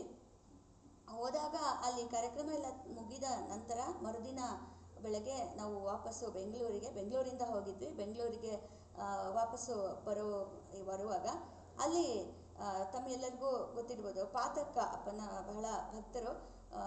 ಪಾರ್ವತಮ್ಮ ಅಂದರೆ ನಮ್ಮ ವಿಶ್ವಣ್ಣ ಅವರ ತಾಯಿ ಸತ್ಯಣ್ಣ ಅಂತ, ಅಣಜಿ ಸತ್ಯಣ್ಣನವರ ಪತ್ನಿ, ಅವರು ಅಲ್ಲಿ ಇದ್ದರು, ಆ ಕಾರ್ಯಕ್ರಮಕ್ಕೆ ಬಂದಿದ್ದರು. ಹಾಗೆ ಅವರು ಕೂಡ ಒಂದು ವಿಶ್ವಣ್ಣ ಅವರ ಬೆಂಗಳೂರಿಗೆ ನಾವು ಅವರನ್ನು ಬಿಡಬೇಕಾಗಿತ್ತು. ಅವರು ಬೆಂಗಳೂರಿಗೆ ವಾಪಸ್ ಹೊರಟಿದ್ರು. ನಿಮ್ಮ ಒಂದು ಜೊತೆಗೆ ಬರ್ತೀನಿ ಅಂತ ಹೇಳಿದರು. ಹಾಗಾಗಿ ಅವರು ಆಯಿತು ಅಂತ ನಮ್ಮ ಕಾರಲ್ಲಿ ಅವರು ಕೂಡ ಬಂದರು. ಆಗ ಅದೇನಾಯಿತು, ಇಳಿಬೇಕಾದ್ರೆ ಅವರು ಇಳಿದು ಕಾರಲ್ಲಿ ಕೂತ್ಕೊಂಡ್ರು. ಆಗ ಕಿಟಕಿಯಿಂದ ಮೇಲ್ಗಡೆ ನೋಡಿ ಕೈ ಆಡಿಸ್ತಾ ಇದ್ದಾರೆ. ಕೈ ಆಡಿಸಿ ನಾನು ಕೈ ಆಡಿಸೋದ್ಲು ಮೇಲ್ಗಡೆ ನೋಡಿದೆ, ಅಲ್ಲಿ ಯಾರೂ ಇಲ್ಲ, ಮೇಲ್ಗಡೆ ಯಾರೂ ಇರಲಿಲ್ಲ. ಯಾರಿಗೆ ಕೈ ಆಡಿಸ್ತಾ ಇದ್ದಾರೆ ಇವರು ಅಂತ ಆಶ್ಚರ್ಯ ಆಯಿತು. ಕೈ ಆಡಿಸ್ಬಿಟ್ಟು ಭಾಳ ಪ್ರೀತಿಯಿಂದ ಅಪ್ಪ ಬರ್ತೀನಪ್ಪ, ಹೋಗ್ಬಿಟ್ಟು ಬರ್ತೀನಿ ಅಂದರು. ಅದು ಎಷ್ಟು ನನ್ನ ಮನಸ್ಸಿಗೆ ನಾಟಿತು ಅಂತಂದರೆ, ಅಲ್ಲಿ ನೋಡಿದ್ರೆ ಅಲ್ಲಿ ಯಾರೂ ಇಲ್ಲ, ಆದರೆ ಅಲ್ಲಿ ಅಪ್ಪನಿಗೆ ಅವ್ರು ಹೇಳ್ತಾ ಇದ್ದಾರೆ, ಅಪ್ಪ ಹೋಗ್ಬಿಟ್ಟು ಬರ್ತೀನಪ್ಪ ನಾನು ಅಂತೇಳ್ಬಿಟ್ಟು. ಅಲ್ಲಿ ಒಂದು ಏನೋ ಒಂದು ಅಂದರೆ ಏನು ತೋರ್ಗಾಣಿಕೆ ಆಗಲಿ ಆ ಥರದ್ದು ಯಾವುದೂ ಇರಲಿಲ್ಲ. ಬಹಳ ಅತ್ಯಂತ ಮುಗ್ಧವಾದ ಒಂದು ಸಹಜವಾದ ಒಂದು ಪ್ರೀತಿ ಭಕ್ತಿ ಅಲ್ಲಿ ನೋಡೋದಕ್ಕೆ ನನಗೆ ಸಿಕ್ತು. ನಾನು ಭಾಳ ಸಲ ನಾನು ಹೇಳಿದ್ದೀನಿ, ಹಿರಿಯ ಗುರುಭಕ್ತರು ಅವರು ಕಲಿಸ್ಕೊಡ್ತಾರೆ, ಬಹಳಷ್ಟು ವಿಷಯ ಅವರಿಂದ ಕಲಿಯೋದಿದೆ ಅಂತ ಹೇಳ್ಬಿಟ್ಟು. ಅದು ಒಂದು ಈ ಒಂದು ಸಾಕಷ್ಟು ನಾನು ನೋಡಿರೋದು ಕಲ್ತ್ಕೊಂಡಿರೋದು ಇದೆ. ಅಂದರೆ ಕಲ್ತ್ಕೊಂಡ್ಬಿಟ್ಟಿದ್ದೀನಿ ಅಂತಲ್ಲ, ಕಲ್ತ್ಕೊಳ್ಬೇಕಾಗಿರೋದು ಇನ್ನೂ ಬಹಳಷ್ಟಿದೆ. ಆದರೆ ಅವರು ಆ ಒಂದು ಮುಗ್ಧತೆ, ಆ ಮುಗ್ಧ ಭಕ್ತಿನ ನನ್ನ ಒಂದು ಅಜ್ಜಿಯಲ್ಲೂ ನಾನು ಕಂಡಿದ್ದೆ. ಆದರೆ ನನಗೆ ಆಗಿನ್ನೂ ಅಷ್ಟು ಒಂದು ಅದನ್ನು ತಿಳಿಯುವಷ್ಟು ಒಂದು ಇದು ಬೆಳೆದಿರಲಿಲ್ಲ. ನಾನು ಚಿಕ್ಕವಳಿದ್ದೆ. ಆದರೆ ಅದೊಂದು ಟರ್ನಿಂಗ್ ಪಾಯಿಂಟ್, ಒಂದೇನೋ ಒಂದು ಸ್ಟ್ರೈಕ್ ಆಗುತ್ತೆ ಅಂತಾರಲ್ಲ, ಅಂಥ ಒಂದು ಮೊಮೆಂಟ್ ಅದು ಪಾತಕ ಅವರಲ್ಲಿ ನಾನು ನೋಡಿದ್ದದನ್ನು. ಭಾಳ ಆಶ್ಚರ್ಯ ಆಯಿತು. ಆಗ ನಾನು ಕೇಳಿದೆ, ಆಮೇಲಿಂದ ದಾರಿಯುದ್ದಕ್ಕೂ ಬರುವಾಗ ಪೂರ್ತಿ ಅಪ್ಪನ ವಿಚಾರಗಳನ್ನೇ ಮಾತಾಡ್ಕೋತಾ ಅವ್ರನ್ನ ಕೇಳ್ಕೊತಾನೆ ಬಂದ್ವಿ. ಒಂಥರ ಹಬ್ಬದ ಆಗಿತ್ತು ಅದು. ಅತ್ಯಂತ ನನಗೆ ಕಣ್ಮುಂದೆ ಎಷ್ಟು ವರ್ಷ ಆದರೂ ಅದು ಹಾಗೇ ಇರುತ್ತೆ. ಅದು ಕೇಳ್ಕೊತಾ ಬಂದ್ವಿ. ಆವಾಗ ಕೇಳಿದೆ, ನೀವು ಹಾಗೆ ಅಲ್ಲಿ ಇದು ಮಾಡಿದ್ರಲ್ಲ, ಅಪ್ಪನಿಗೆ ಹೇಳಿದ್ರಲ್ಲ, ಏನದು, ಏನು ನಿಮ್ಗೇನು ಅಪ್ಪ ಕಾಣಿಸಿದ್ನ ಅಲ್ಲಿ, ಏನದು ಅಂತ ಹೇಳ್ಬಿಟ್ಟು. ಅದಕ್ಕೆ ಅವರು, ಹಾಗಲ್ಲಮ್ಮ, ಅಲ್ಲಿ ಅಪ್ಪ ಇದ್ದೇ ಇರ್ತಾನೆ. ಅವನು ಯಾವಾಗಲೂ ನನ್ನನ್ನು, ನಾನು ಊರಿಗೆ ಹೊರಟೆ ಅಂತಂದರೆ ಇವಾಗ ಕಳ್ಸೋದಕ್ಕೆ ಅಪ್ಪ ಅಲ್ಲಿ ಬರ್ತಾ ಇದ್ದ, ಅಲ್ಲಿ ನಿಂತ್ಕೊಂಡಿರ್ತಿದ್ದ. ಹಾಗೆ ನಾನು ಬರುವಾಗ ಪಾತಕ ಮಕ್ಳನ್ನ ಕರ್ಕೊಂಡು ಬರ್ತಾ ಇದ್ದಾಳೆ ಅಂತ ಹೇಳಿಬಿಟ್ಟು ಅಲ್ಲೇ ಮೆಟ್ಲ ಮೇಲೆ ನಿಂತ್ಕೊಂಡಿರ್ತಿದ್ದ. ಯಾವಾಗಲೂ ನಾನು ಬರುವಾಗ ನಡ್ಕೊಂಡು ಬರ್ತಾ ಇದ್ದೆ, ಮಲೆಬೆನ್ನೂರಿಂದ ಮಕ್ಕಳು ಕರ್ಕೊಂಡು ಅಲ್ಲೇ ನಿಂತ್ಕೊಂಡಿರ್ತಿದ್ದ ಯಾವಾಗಲೂ.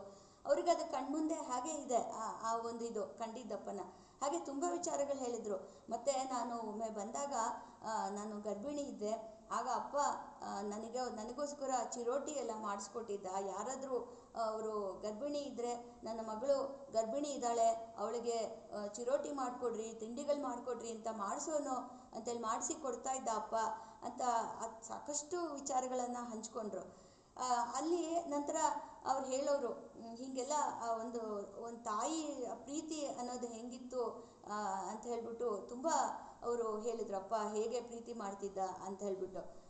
ಕಳೆದ ಬಾರಿ ಒಂದು ವಿಚಾರ ಬಂತು, ಹೆಣ್ಮಕ್ಳಿಗೆ ತವರು ಮನೆ ಅಂತ ಹೇಳ್ಬಿಟ್ಟು. ಅಲ್ಲಿಂದ ಅದು ಆರಂಭ ಆಗಿದೆ ಅದು ಆ ರೀತಿ. ಏಕೆಂದರೆ ಅಪ್ಪ ತಾಯಿಯಾಗಿದ್ದ ಎಲ್ಲರಿಗೂ ಅಂತ ಹೇಳ್ಬಿಟ್ಟು ಅದೊಂದು ಅಲ್ಲಿಂದ ಆರಂಭ ಆಗಿರೋದು ಅಂತ ಹೇಳ್ಬಿಟ್ಟು ನಾನು ಹೇಳೋದಕ್ಕೆ ಇಷ್ಟಪಡ್ತೀನಿ. ಅವರು ಈ ಥರ ವಿಚಾರಗಳನ್ನೆಲ್ಲ ತುಂಬಾ ದಾರಿ ಉದ್ದಕ್ಕೂ ಹೇಳ್ತಾ ಹೋದರು. ಹೀಗಿದ್ದ ಅಪ್ಪ, ಹೀಗೆ ಮಾತಾಡಿಸ್ತಿದ್ದ ಅಂತೆಲ್ಲ ಹೇಳ್ತಾ ಹೋದರು. ಅಂದರೆ ಅಲ್ಲಿ ಏನಪ್ಪ ಅಂದರೆ ಒಂದು ವಿಚಾರ ಬರೀತಾರೆ ಚಿದಂಬರಣ್ಣ ಅವರು ಅವರ ಒಂದು ಪುಸ್ತಕದಲ್ಲಿ.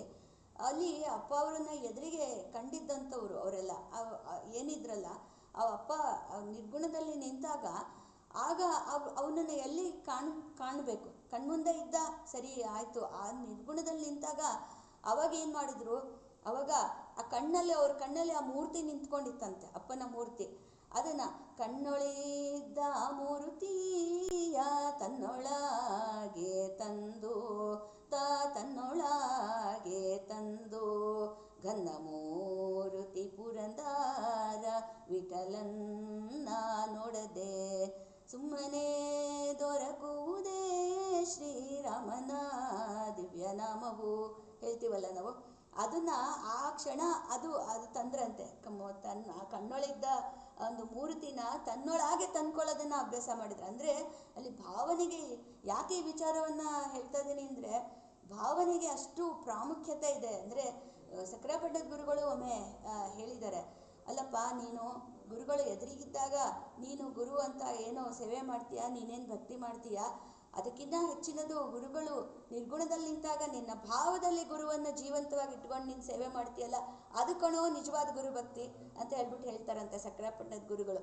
ಅದು ಎದುರಿಗಿದ್ದಾಗ ಒಂದು ಮಟ್ಟಿಗೆ ಅದು ಸುಲಭ ಅಂತ ಹೇಳೋಕ್ಕಾಗಲ್ಲ, ಆದರೆ ಒಂದು ಮಟ್ಟಿಗೆ ಸುಲಭ ಆಗ್ಬೋದೇನೋ. ಆದರೆ ನಮ್ಮ ಭಾವದಲ್ಲಿ ಅವನಿಗೆ ಒಂದು ಜೀವ ಕೊಟ್ಟು ನಮ್ಮೊಳಗೆ ನಾವು ಕಂಡ್ಕೊಳ್ಳೋದು, ಆ ಭಾವದಲ್ಲಿ ಕಂಡ್ಕೊಳ್ಳೋದಿದೆಯಲ್ಲ, ಅದು ಮಾತ್ರ ಸುಲಭ ಅಲ್ಲ. ಆದರೆ ಅದು ನಿಜವಾಗ್ಲೂ ಅದು ಒಂದು ವೇಳೆ ಕಂಡ್ಕೊಂಡಿದ್ದು ಅದು ಉತ್ಕೃಷ್ಟವಾದ್ದು ಅಂತಲೇ ಮಹಾತ್ಮರು ಹೇಳ್ತಾರೆ. ಹಾಗೆ ಆ ಅಪ್ಪನ ಕಂಡಂಥ ಭಕ್ತರು ಏನು ಮಾಡಿದ್ರು, ಅವರು ಭಾವದಲ್ಲಿ ಕಂಡ್ಕೊಂಡ್ಬಿಟ್ರು. ಆ ಮಟ್ಟಕ್ಕೆ ಒಂದು ಭಾವ ಅವರಿಗೆ ತುಂಬಿ ಬರ್ತಾ ಇತ್ತು ಅಂತ ಹೇಳ್ಬಿಟ್ಟು ಅದು ಕಣ್ಣಾರೆ ನೋಡಿದ್ದ ಒಂದು ವಿಚಾರ. ಅಂದರೆ ಇನ್ನೊಂದು, ಈ ಭಾವಕ್ಕೆ ಏನಕ್ಕೆ ಇಷ್ಟೊಂದು ಮಹತ್ವ ಇದೆ ಅಂದರೆ, ಈಗ ನಮ್ಮ ಒಂದು ತಾತ್ವಿಕವಾಗಿ ನಾವು ಏನು ಹೇಳ್ಬಿಡ್ತೀವಿ, ಭಾವಾತೀತ ಸ್ಥಿತಿಯೇ ಒಂದು ಉನ್ನತವಾದ್ದು, ಭಾವಾತೀತತೆಗೆ ಹೋಗಬೇಕು. ಅಂದರೆ ಈ ಭಾವಾತೀತತೆಗೆ ಹೋಗೋಕ್ಕೆ ಮೊದಲು ಭಾವ ಉನ್ನತವಾಗಿದ್ದರೆ ನಾವು ಆ ನಂತರ ಹೋಗ್ಬೋದು. ಭಾವ ಉನ್ನತವಾಗಿಲ್ಲದಲೇ ನಾವು ಭಾವಾತೀತರಾಗ್ತೀವಿ ಅನ್ನೋದಕ್ಕೆ ಸಾಧ್ಯ ಇಲ್ಲ. ಅಂದರೆ ಭಾವ ಉನ್ನತಿ ಎಷ್ಟು ಪ್ರಾಮುಖ್ಯತೆ ಅಂತ ಬಹಳ ಜನ ಸಂತರು ಹೇಳಿದ್ದಾರೆ.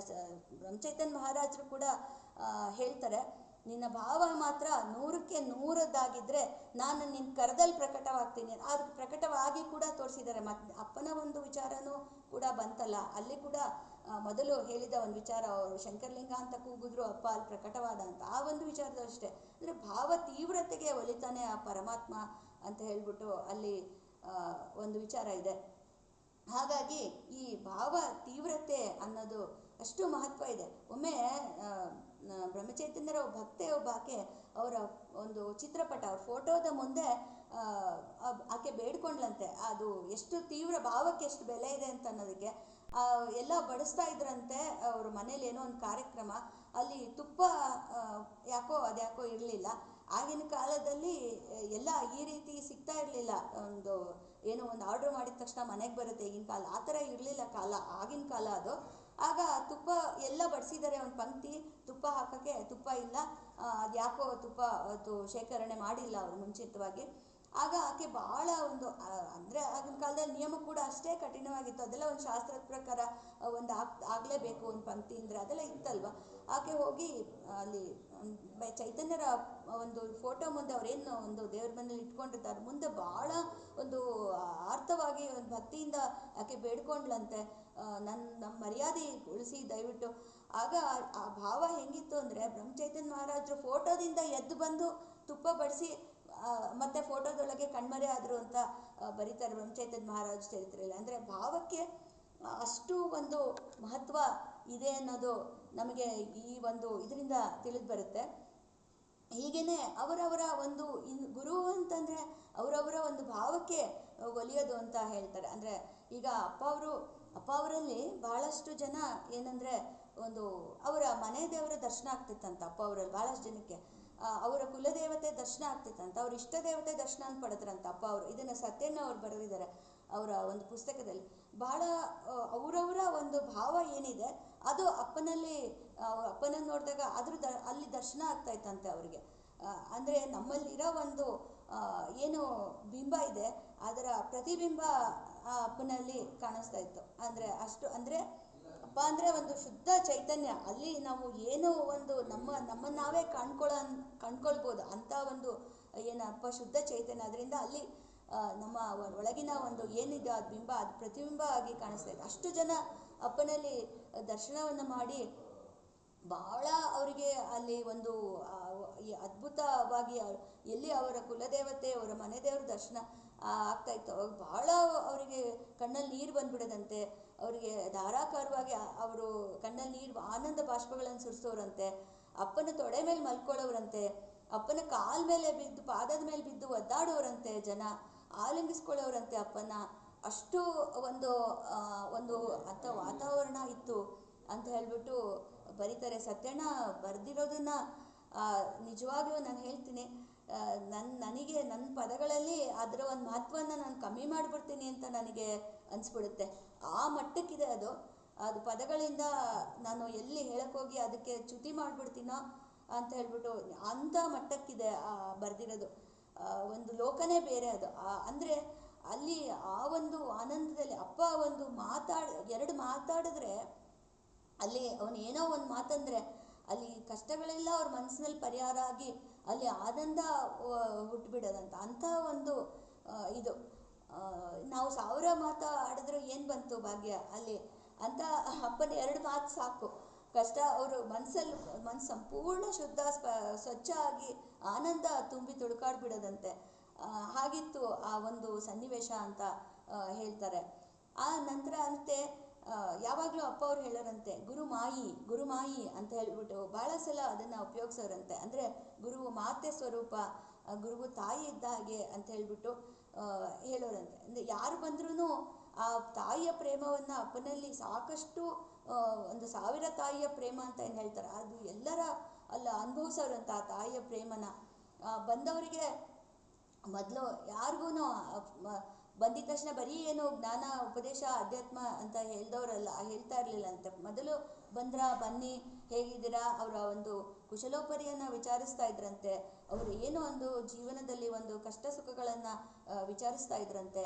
ವಿಚಾರಿಸಿ ನಂತರ ಅವರಿಗೆ ಆಧ್ಯಾತ್ಮಿಕ ಮಾರ್ಗದಲ್ಲಿ ಹೋಗೋಕ್ಕೆ ಏನೋ ಒಂದು ಮಾರ್ಗದರ್ಶನ ಬೇಕೋ ಅದನ್ನು ಕೂಡ ಮಾಡ್ತಾ ಇದ್ರಂತೆ. ಜೀವನದ ಒಂದು ಕಷ್ಟಗಳನ್ನು ಪರಿಹರಿಸ್ಕೊಳ್ಳೋಕ್ಕೆ ಅವ್ರಿಗೆ ಏನು ಮಾರ್ಗದರ್ಶನ ಬೇಕೋ ಅದನ್ನು ಮೊದಲು ಮಾಡ್ತಿದ್ರಂತೆ. ಇದು ಸಕ್ರಪಟ್ಟಣದ ಗುರುಗಳ ಒಂದು ವಿಚಾರದಲ್ಲೂ ಹೇಳ್ತಾರೆ. ಯಾವತ್ತು ಗುರುಗಳು ಒಂದು ಹಸಿವೆಯಿಂದಿರೋರಿಗೆ ಅಧ್ಯಾತ್ಮ ಹೇಳಲಿಲ್ಲ, ಊಟ ಇಲ್ಲದೆ ಇರೋರಿಗೆ ಕುತ್ಕೊಂಡು ದೊಡ್ಡದಾಗಿ ಜ್ಞಾನ ಬೋಧೆ ಮಾಡಲಿಲ್ಲ ಅವರು ಅಂತ ಹೇಳ್ಬಿಟ್ಟು ಹೇಳ್ತಾರೆ. ಅಂದರೆ ಈ ಮೊದಲು ಒಂದು ಜೀವನದಲ್ಲಿ ಒಂದು ಏನು ಒಂದು ಬೇಕು, ಒಂದು ಗತಿಗಳು ಬೇಕು, ಒಂದು ಮಿನಿಮಮ್ ಏನು ರಿಕ್ವೈರ್ಮೆಂಟ್ ಬೇಕೋ ಅದನ್ನು ಪೂರೈಸ್ದಲೇ ಗುರುಗಳು ಏನೋ ದೊಡ್ಡದಾಗಿ ಬರೀ ಜ್ಞಾನ ಬೋಧೆ ಮಾಡ್ತಿರ್ಲಿಲ್ಲ. ಅದಕ್ಕೆ ಅಪ್ಪ ಅವರು ಒಬ್ಬರು ಕೇಳಿದಾಗ ನಿಮ್ಮ ಆಶ್ರಮದಲ್ಲಿ ಯಾಕೆ ಬರೀ ಜ್ಞಾನ ದಾಸೋಹ ಮಾಡಬಾರ್ದು, ಯಾಕೆ ಅನ್ನದಾಸೋಹ ಮಾಡ್ತೀರಾ ಅಂತ ಅಪ್ಪ ಅವರನ್ನ ಕೇಳಿದ್ರಂತೆ. ಇನ್ನೊಂದು ಆಶ್ರಮಕ್ಕೆ ಹೋದ ಭಕ್ತರು ಹೇಳಿದ್ರಂತೆ, ಅಲ್ಲಿ ಬರೀ ಜ್ಞಾನ ದಾಸೋಹ ಅನ್ನದಾಸೋಹ ಇರಲಿಲ್ಲ ಅಂತ ಹೇಳ್ಬಿಟ್ಟು ಇಲ್ಲಿ ಬಂದು ಕೊಮಾನಳ್ಳಿಗೆ ಬಂದು ಊಟ ಮಾಡಿದ್ರಂತೆ. ಅದಕ್ಕೆ ನೀವ್ಯಾಕೆ ಅದೇ ಥರ ಮಾಡಬಾರ್ದು ಅಂತ. ಅದಕ್ಕೆ ಅಪ್ಪ ಅವರು ಹೇಳಿದ್ರಂತೆ, ನಮ್ಮದು ಚಿದಂಬರ ಪಂಥ ಕಣಪ್ಪ, ನಾವು ಅನ್ನದಾಸೋಹ ಮಾಡಲೇಬೇಕು. ಈಗ ಜ್ಞಾನ ದಾಸೋಹ ಮಾಡಿದವರೇನು ಊಟ ಬಿಟ್ಟಿದ್ದಾರಾ, ಉಪವಾಸ ಇದ್ದಾರಾ ಅವರೇನಾದ್ರೂ? ಅವರಿಗೆ ಹೇಗೆ ಊಟ ಬೇಕೋ ಹಾಗೆಯೇ ಬಂದು ಭಕ್ತರಿಗೂ ಊಟ ಬೇಕು ಕಣಪ್ಪ ಅಂತ ಹೇಳ್ಬಿಟ್ಟು, ನಮ್ಮದು ಪ್ರೇಮದ ಮಾರ್ಗ. ಇಲ್ಲಿ ನಾವು ನಮಗೆ ಮಾತ್ರ ಇರಲಿ ಊಟ, ಬಂದವರಿಗಿಲ್ಲ ಅಂತ ಆಗಬಾರ್ದು. ಇದು ಪ್ರೇಮದ ಮಾರ್ಗ. ಇಲ್ಲಿ ಮೊದಲು ಅವರ ಅವಶ್ಯಕತೆ, ಹಸಿವೆ ಏನಿದೆ, ಅವರ ಒಂದು ನಿತ್ಯ ಜೀವನದ ಅವಶ್ಯಕತೆ ಅದು ಮೊದಲು ಅವ್ರಿಗೆ ತೀರಬೇಕು.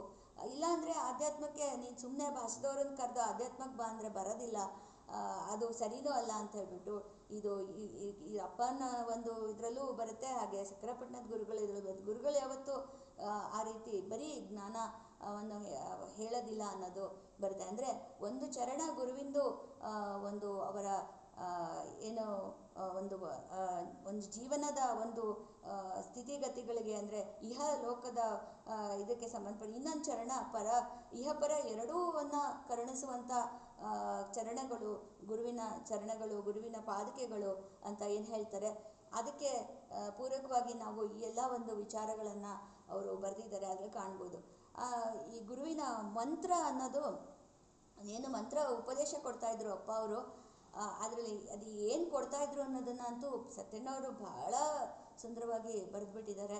ಅದು ಹೇಗೆ ಇರ್ತಾಯಿತ್ತು, ಅವನ ಪ್ರೇಮವನ್ನೇ ಕೊಡ್ತಾನೆ ಗುರು ಮಂತ್ರ ರೂಪದಲ್ಲಿ ಹೊರತು, ಪ್ರೇಮ ಅಂದರೆ ಅವನ ಪ್ರೇಮ ಅಂದರೆ ವಿಶ್ವಪ್ರೇಮ ಅಂತ ಒಂದು ರೀತಿ ಅದು ಬೀಜ. ಎಲ್ಲ ಒಂದು ವಿಶ್ವದ ಸೃಷ್ಟಿಯ ಸ್ಥಿತಿ ಲಯ ಏನಾಗ್ತದೆ ಅದೆಲ್ಲದೂ ಪ್ರೇಮದಿಂದನೇ ಆಗ್ತಾ ಇದೆ. ಪರಮಾತ್ಮ ಪ್ರೇಮದಿಂದನೇ ಎಲ್ಲದನ್ನೂ ಮಾಡಿದ್ದಾನೆ. ಆ ಪ್ರೇಮವನ್ನೇ ಮಂತ್ರೋಪದೇಶದಲ್ಲಿ ಅವನು ಶಿಷ್ಯರ ಹೃದಯದಲ್ಲಿ ತುಂಬುತ್ತಾ ಇದ್ದ ಅಂತ ಹೇಳಿಬಿಟ್ಟು ಬರೀತಾರೆ. ಅಂದರೆ ಆ ಗುರುವಿನ ಒಂದು ಮಂತ್ರ ಅಂದರೆ ಏನಂದರೆ, ಅದು ಎಷ್ಟು ಮಂತ್ರಗಳು ಇದೆ ಒಂದು ಪ್ರಪಂಚದಲ್ಲಿ, ಎಷ್ಟು ಸಪ್ತ ಕೋಟಿ ಮಹಾಮಂತ್ರಗಳ ತಾಯಿ ಅಂತೆ ಗುರುಮಂತ್ರ ಅಂತ ಬರೀತಾರೆ. ಅಷ್ಟು ಒಂದು ಅಂಥ ಒಂದು ಶಕ್ತಿ, ಒಂದು ಪ್ರೀತಿ ಅದರಲ್ಲಿ ಇರ್ತಾ ಇತ್ತು. ಅಂದರೆ ಯಾವುದೇ ಒಂದು ಶ್ರಮ ಇಲ್ಲದೆ ಶಿಷ್ಯನ ಒಂದು ಉದ್ಧಾರ ಅದರಿಂದ ಸಹಜವಾಗಿ ಆಗೋಗ್ತಾ ಇತ್ತು ಅನ್ನೋದನ್ನು ಬಹಳ ಚೆನ್ನಾಗಿ ಬರೀತಾರೆ ಅಪ್ಪ ಅವರು.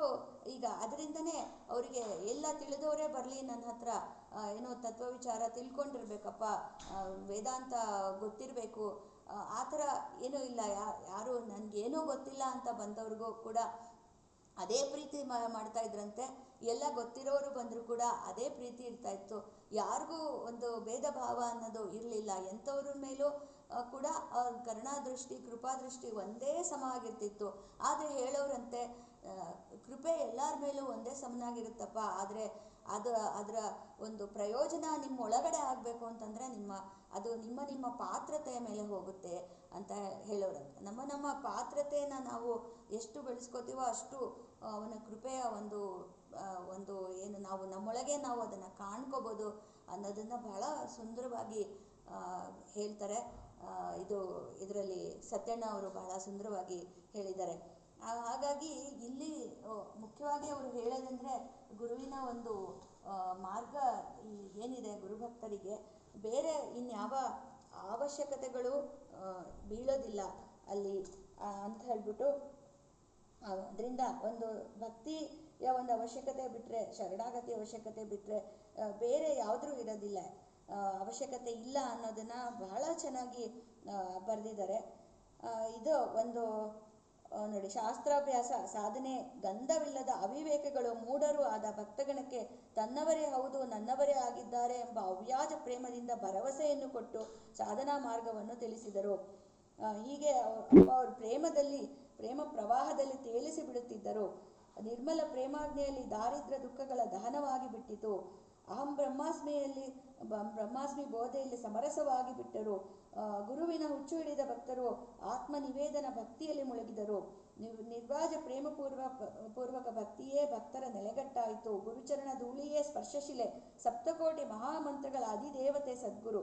ಅವರು ಜ್ಞಾನಾಬ್ಧ ಚಂದ್ರಮ ಸಚ್ಚಿದಾನಂದ ಸದ್ಗುರುವಿನ ಬೋಧೆಯಿಂದ ಜ್ಞಾನ ಭಕ್ತಿ ವೈರಾಗ್ಯಗಳ ಉದಯ ನೇತ್ರಗಳಿಗೆ ಗುರುಚರಣ ಧ್ಯಾನ, ಗುರು ನಾಮಸ್ಮರಣೆ, ಪ್ರೇಮಗಳ ಸ್ವರೂಪಿ ಸದ್ಗುರುವಿನ ಧ್ಯಾನ, ಇದೇ ಪರಾಭಕ್ತಿ ಅಂತ ಹೇಳ್ಬಿಟ್ಟು ಬಹಳ ಸುಂದರವಾಗಿ ಬರೆದಿದ್ದಾರೆ.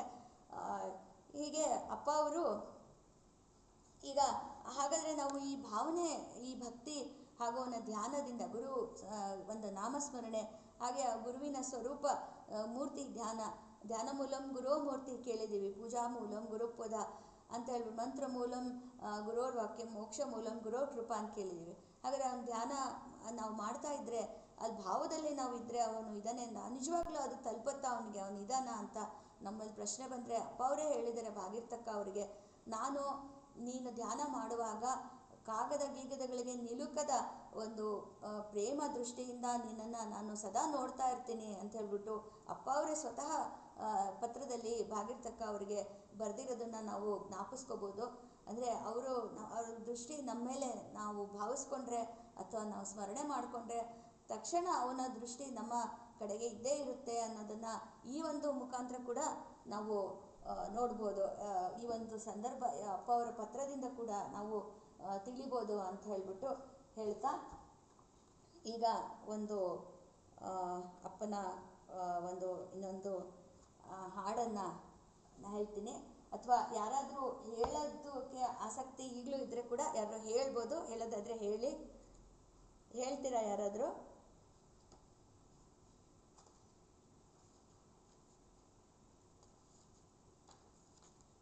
ನೀನೇ ಹೇಳ್ಬಿಡು. ಹೇಳ್ತೀನಿ.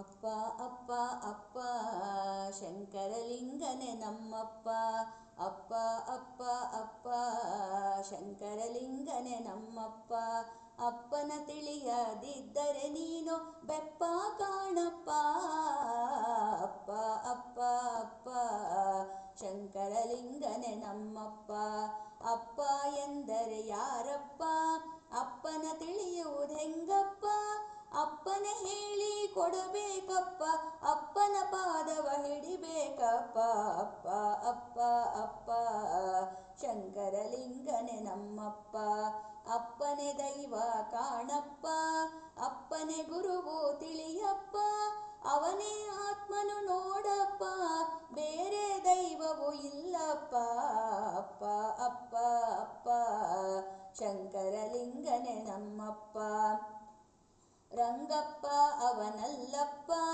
ಮಾಲಾರಂಗನೆ ತಾನಪ್ಪ, ರಂಗನು ಲಿಂಗನೆ ಅವನಪ್ಪ ಲಿಂಗನು ರಂಗನೆ ಅವನಪ್ಪ, ಅಪ್ಪ ಅಪ್ಪ ಅಪ್ಪ ಶಂಕರಲಿಂಗನೆ ನಮ್ಮಪ್ಪ, ಅನೇಕ ತತ್ವವು ಅಲ್ಲಪ್ಪ ಏಕತತ್ವವು ಅವನಪ್ಪ, ಎಲ್ಲರುಳೊಂದಾಗಿಹನಪ್ಪ ಎಲ್ಲೆಲ್ಲಿಯೂ ತಾನಿಹನಪ್ಪ, ಅಪ್ಪ ಅಪ್ಪ ಅಪ್ಪ ಶಂಕರಲಿಂಗನೆ ನಮ್ಮಪ್ಪ, ಅಪ್ಪನು ಒಬ್ಬನೇ ನಮ್ಮಪ್ಪ ಅವನನ್ನು ಮರೆಯಬೇಡಪ್ಪ, ಮರೆತರೆ ಬಾಳೆ ಹಾಳಪ್ಪ ಅರಿತರೆ ಬ್ರಹ್ಮನಾಗುವೆಯಪ್ಪ, ಅಪ್ಪ ಅಪ್ಪ ಅಪ್ಪ ಶಂಕರಲಿಂಗನೆ ನಮ್ಮಪ್ಪ, ಅಣುವಿಗೆ ಅಣುವಾಗಿಹನಪ್ಪ ಮಾತಿಗೆ ಮಹನಾಗಿ ಅನಪ್ಪ ಸುಮ್ಮನೆ ಜನ್ಮವ ಕಳೆದೆಪ್ಪ ಅಪ್ಪನ ಸೇರಲಿಲ್ಲಪ್ಪ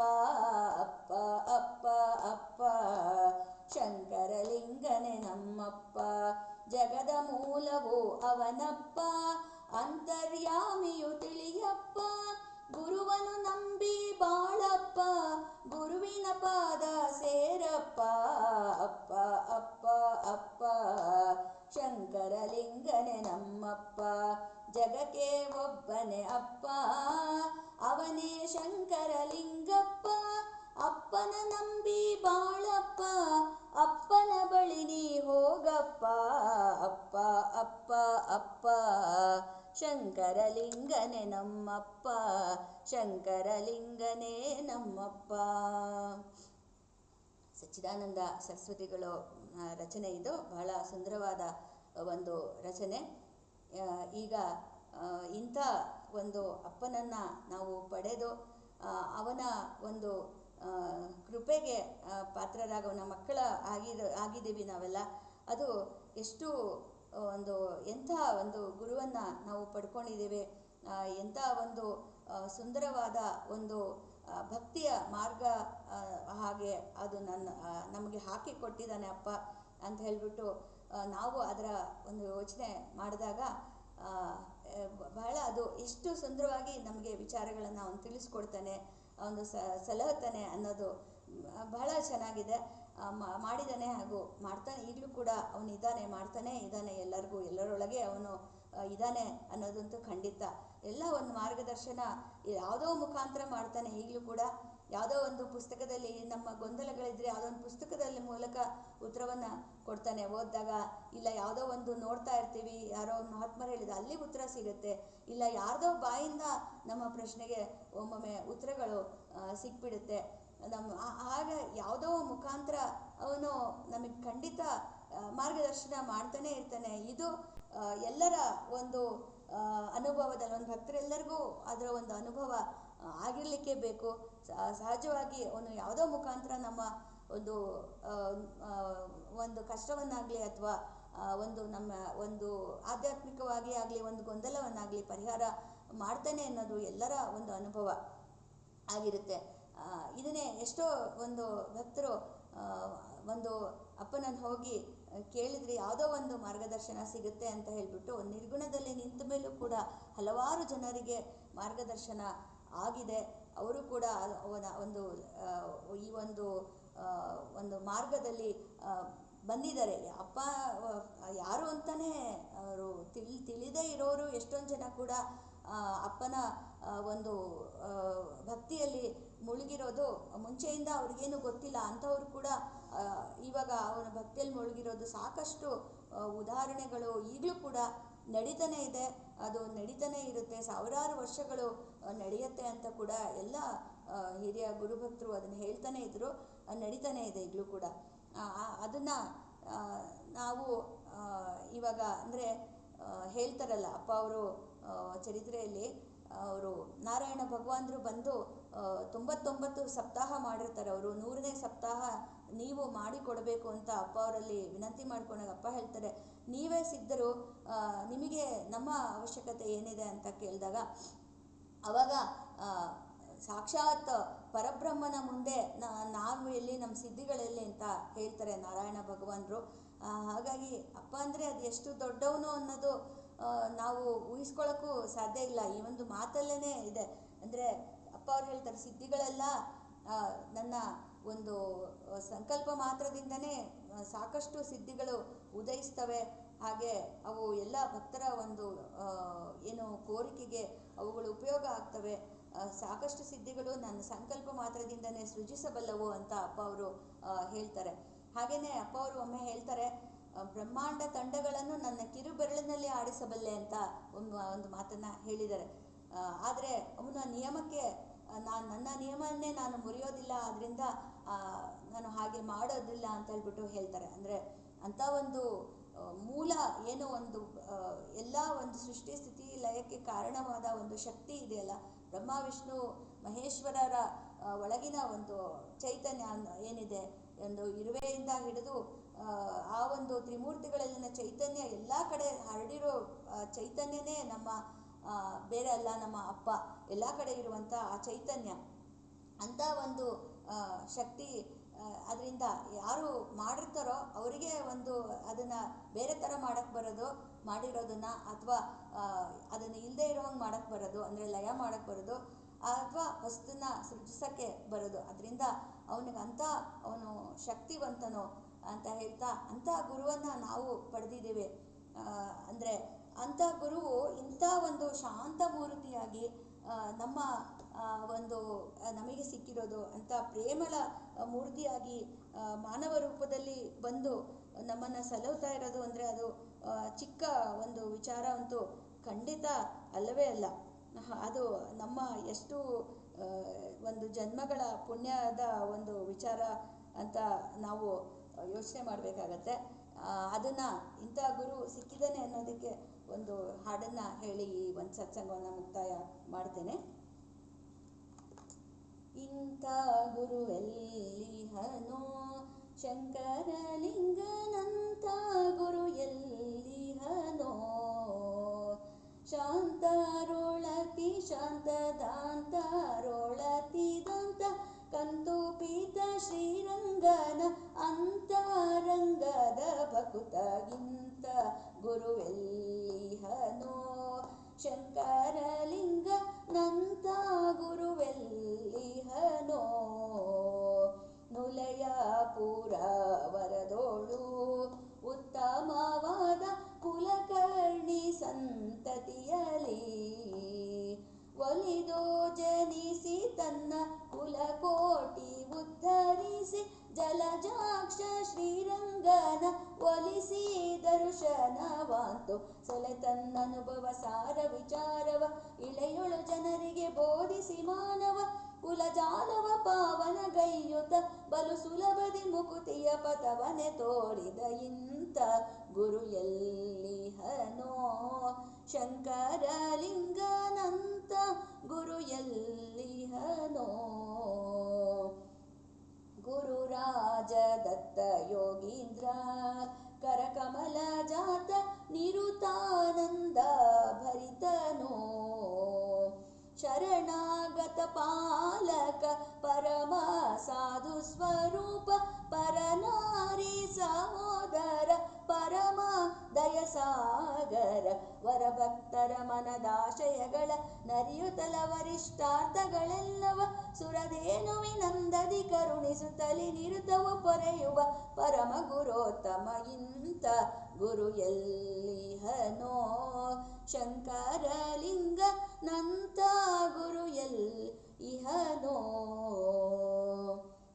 ಗುರು ಭಕ್ತರೆಲ್ಲರೂ ಬಂದು ಸನ್ನಿಧಿಯೋಳು ಹರುಷದಿಂ ಕುಳಿತಿರಲು ಪರತತ್ವ ತಾರತಮ್ಯ ಅರಿತು ಬೋಧಿಸುತ್ತಲಿ ಹರುಷದಿಂದವರನು ಪರಮ ಸಂತೋಷಗೊಳಿಪ ಗುರುವರ ಶಂಕರ ಲಿಂಗ ಮುನೀಂದ್ರನ ನಿರುಪಮ ಮಹಿಮೆಯ ತಿಳಿಯಲ ಸಾಧ್ಯವೋ, ನಿರುಪಮ ಗುಣಯುತ ಶ್ರೀಕರ ಸುಖಕರ ವರದ ವೆಂಕಟೇಶಾರ್ಚಿತ ಚರಣ ಇಂಥ ಗುರು ಎಲ್ಲಿಹನೋ, ಶಂಕರಲಿಂಗ ನಂತ ಗುರು ಎಲ್ಲಿಹನೋ. ಗುರುದೇವ ದತ್ತ. ಜೈ ಶಂಕರಲಿಂಗ. ಇಂದು ಸತ್ಸಂಗಕ್ಕೆ ಆಗಮಿಸಿದ ತಮ್ಮೆಲ್ಲರಿಗೂ ನಾನು ಹೃದಯಪೂರ್ವಕ ಧನ್ಯವಾದಗಳನ್ನು ಹೇಳ್ತಾ ಇದ್ದೇನೆ, ನಮಸ್ಕಾರಗಳನ್ನು ತಿಳಿಸಲು ಇಷ್ಟಪಡ್ತೇನೆ. ಇಂದಿನ ಸತ್ಸಂಗವನ್ನು ಮುಕ್ತಾಯ ಮಾಡೋಣ. ಮತ್ತೆ ಅಪ್ಪನ ವೈಭವ ಮುಂದಿನ ವಾರಗಳಲ್ಲಿ ಹೀಗೆ ಅಪ್ಪನ ಆರಾಧನೆವರೆಗೂ ನಿರಂತರವಾಗಿ ಮುಂದುವರಿಯುತ್ತೆ. ತಾವುಗಳು ಬಂದು ಅಪ್ಪನ ವೈಭವದಲ್ಲಿ ಭಾಗವಹಿಸಬೇಕು.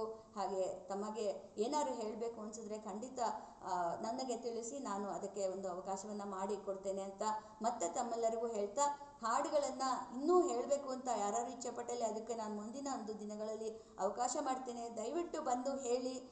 ಅಪ್ಪನ ಹಾಡುಗಳು ಬೇಕಾದಷ್ಟಿದೆ.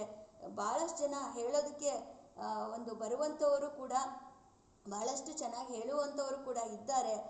ಮನಸ್ಸು ಮಾಡಿ ದಯವಿಟ್ಟು ಬಂದು ಹೇಳಿ, ನನಗೆ ತಿಳಿಸಿ, ನಾನು ಅವಕಾಶ ಮಾಡಿಕೊಡ್ತೀನಿ ಅಂತ ತಮ್ಮೆಲ್ಲರಿಗೂ ಹೇಳ್ತಾ ಇನ್ನನ್ನು ಸತ್ಸಂಗವನ್ನು ಒಂದು ಶಾಂತಿ ಮಂತ್ರದೊಂದಿಗೆ ಮುಕ್ತಾಯ ಮಾಡ್ತಾ ಇದ್ದೇನೆ. ಸರ್ವೇ ಜನಾಃ ಸುಖಿನೋ ಭವಂತು, ಸರ್ವೇ ಸಂತು ನಿರಾಮಯಾಃ, ಸರ್ವೇ ಭದ್ರಾಣಿ ಪಶ್ಯಂತು, ಮಾ ಕಶ್ಚಿತ್ ದುಃಖಭಾಗ್ ಭವೇತ್. ಓಂ ಶಾಂತಿ ಶಾಂತಿ ಶಾಂತಿ. ಸತ್ಸಂಗವನ್ನು, ನನ್ನ ಮಾತುಗಳನ್ನು ಅಪ್ಪನ ಚರಣಗಳಲ್ಲಿ ಅರ್ಪಿಸಿ ಮುಕ್ತಾಯ ಮಾಡ್ತಾ ಇದ್ದೇನೆ. ಜೈ ಜೈ ಶಂಕರಲಿಂಗ. ಶಂಕರಲಿಂಗ. ಎಲ್ಲರಿಗೂ ಜೈ ನಮಸ್ತೆ. ಶಂಕರಲಿಂಗ. ತುಂಬಾ ಚೆನ್ನಾಗಿತ್ತು ಸುನೀತಾ, ಎಲ್ಲ 1 ಗಂಟೆ ಅಪ್ಪ ಅವ್ರ ವಿಷಯಗಳು ಬಹಳ ಚೆನ್ನಾಗಿತ್ತು. ಧನ್ಯವಾದಗಳಮ್ಮ. ಚೆನ್ನಾಗಿತ್ತಪ್ಪ, ತುಂಬಾ ಚೆನ್ನಾಗಿತ್ತು. ಧನ್ಯವಾದಗಳು. ನಮಸ್ತೆ ಎಲ್ಲರಿಗೂ. ಎಷ್ಟು ವಿಷಯ ಮಾಡ್ಕೊಂಬಿಟ್ಟಿದ್ಯಾ ಹಾಗೇನೆ, ಬಹಳ ಚೆನ್ನಾಗಿ ಹೇಳ್ಬಿಟ್ಟೆ ಕಣಮ್ಮ. ಹಾಗೇನೆ ಎಷ್ಟು ವಿಷಯಗಳು ತಗೊಂಡಿದ್ಯಾ ಏನು, ಅದು 1 ಗಂಟೆ ಅಂದ್ರೆ ನಿನಗೆ ಸಾಲದು. ಹಾಗೇನೆ ಅಷ್ಟು ವಿಷಯ ಹೇಳ್ಬಿಟ್ಟು ಹಾಗೇನೆ ಅದು ತುಂಬಾ ಕಾರ್ಯಕ್ರಮ ಚೆನ್ನಾಗಿತ್ತು ಕಣಪ್ಪ. ಹಮ್ಮಿಕೊಂಡಿತ್ತು, ಅದನ್ನ ಇದು ಮಾಡಬಾರ್ದು, ಓ ನಿಲ್ಲಿಸಬಾರ್ದು ಅಂತ, ಆ, ಉತ್ಸಾಹ ಭಾರಿ ಕಳ್ಕೋಬಾರ್ದು ಇತ್ತು. ಅಂತ ಅದನ್ನ ನಾನೇ ನನ್ನ ಕೈಲಾದ ಮಟ್ಟಿಗೆ ಮಾಡೋ ಒಂದು ಪ್ರಯತ್ನ ಮಾಡಿದೆ. ಬಹಳ ಸುತ್ತಾಗಿ ಹೇಳ್ಬಿಟ್ಟೆ ಬಿಡು, ಬಹಳ ಹೆಚ್ಚು. ನಂಗೆ ತುಂಬಾ ಸಂತೋಷ ಆಗ್ಬಿಡ್ತು ಹಾಗೇನೆ. ಥ್ಯಾಂಕ್ಸ್ ಅಜ್ಜಿ. ಭಗವಂತ ಅವನು ಈಶ್ವರ ಅಮ್ಮ, ಸಾಕ್ಷಾತ್ ಹೌದು, ಈಶ್ವರ ಆಗುತ್ತೆ ಬಂದ್ಬಿಟ್ಟ ನಮ್ಮ ಇದಕ್ಕೆಲ್ಲ. ನಾವ್ ಅಪ್ಪನಾಗಿ ಎಷ್ಟ್ ಪುಣ್ಯ ಮಾಡಿದ್ವಿ ಗೊತ್ತಿಲ್ಲ, ಹೌದೌದು ನಾವ್ ಎಷ್ಟ್ ಪುಣ್ಯ ಮಾಡಿದ್ವಿ ಅಂತ ಗೊತ್ತಿಲ್ಲ ನಮ್ಗೆ. ಹೌದು. ಅವನ ಕೃಪೆ ನಮ್ಗೆ ಆಗಿರೋದು ಇದು ಭಾರಿ ಹೆಚ್ಚು ಅಂತ. ಅದ್ರಾಗೂ ಈ ನೀನ್ ಕೇಳಿದ ಮೇಲಂತೂ ಈ ತೀರಾ ನನ್ನ ಮನಸ್ಸಿನ ಮೇಲೆ ಪಾಪ ಎಷ್ಟು ಇದನ್ನ ವಿಷಯಗಳು ತಗೊಂಡಿದ್ಯಾ ಏನು. ತುಂಬಾ ಸಂತೋಷ ಆಯ್ತಮ್ಮ. ಭಗವಂತ ನಿನಗೆ ಶಂಕರಲಿಂಗ ಒಳ್ಳೇದ್ ಮಾಡಿ. ಜೈ ಗುರುದೇವ ದತ್ತ. ಧನ್ಯವಾದಗಳು.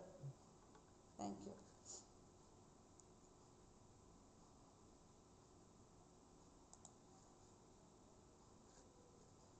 ಮುಂದಿನ ವಾರ ಸಿಗೋಣ. ನಮಸ್ತೆ ಎಲ್ಲರಿಗೂ.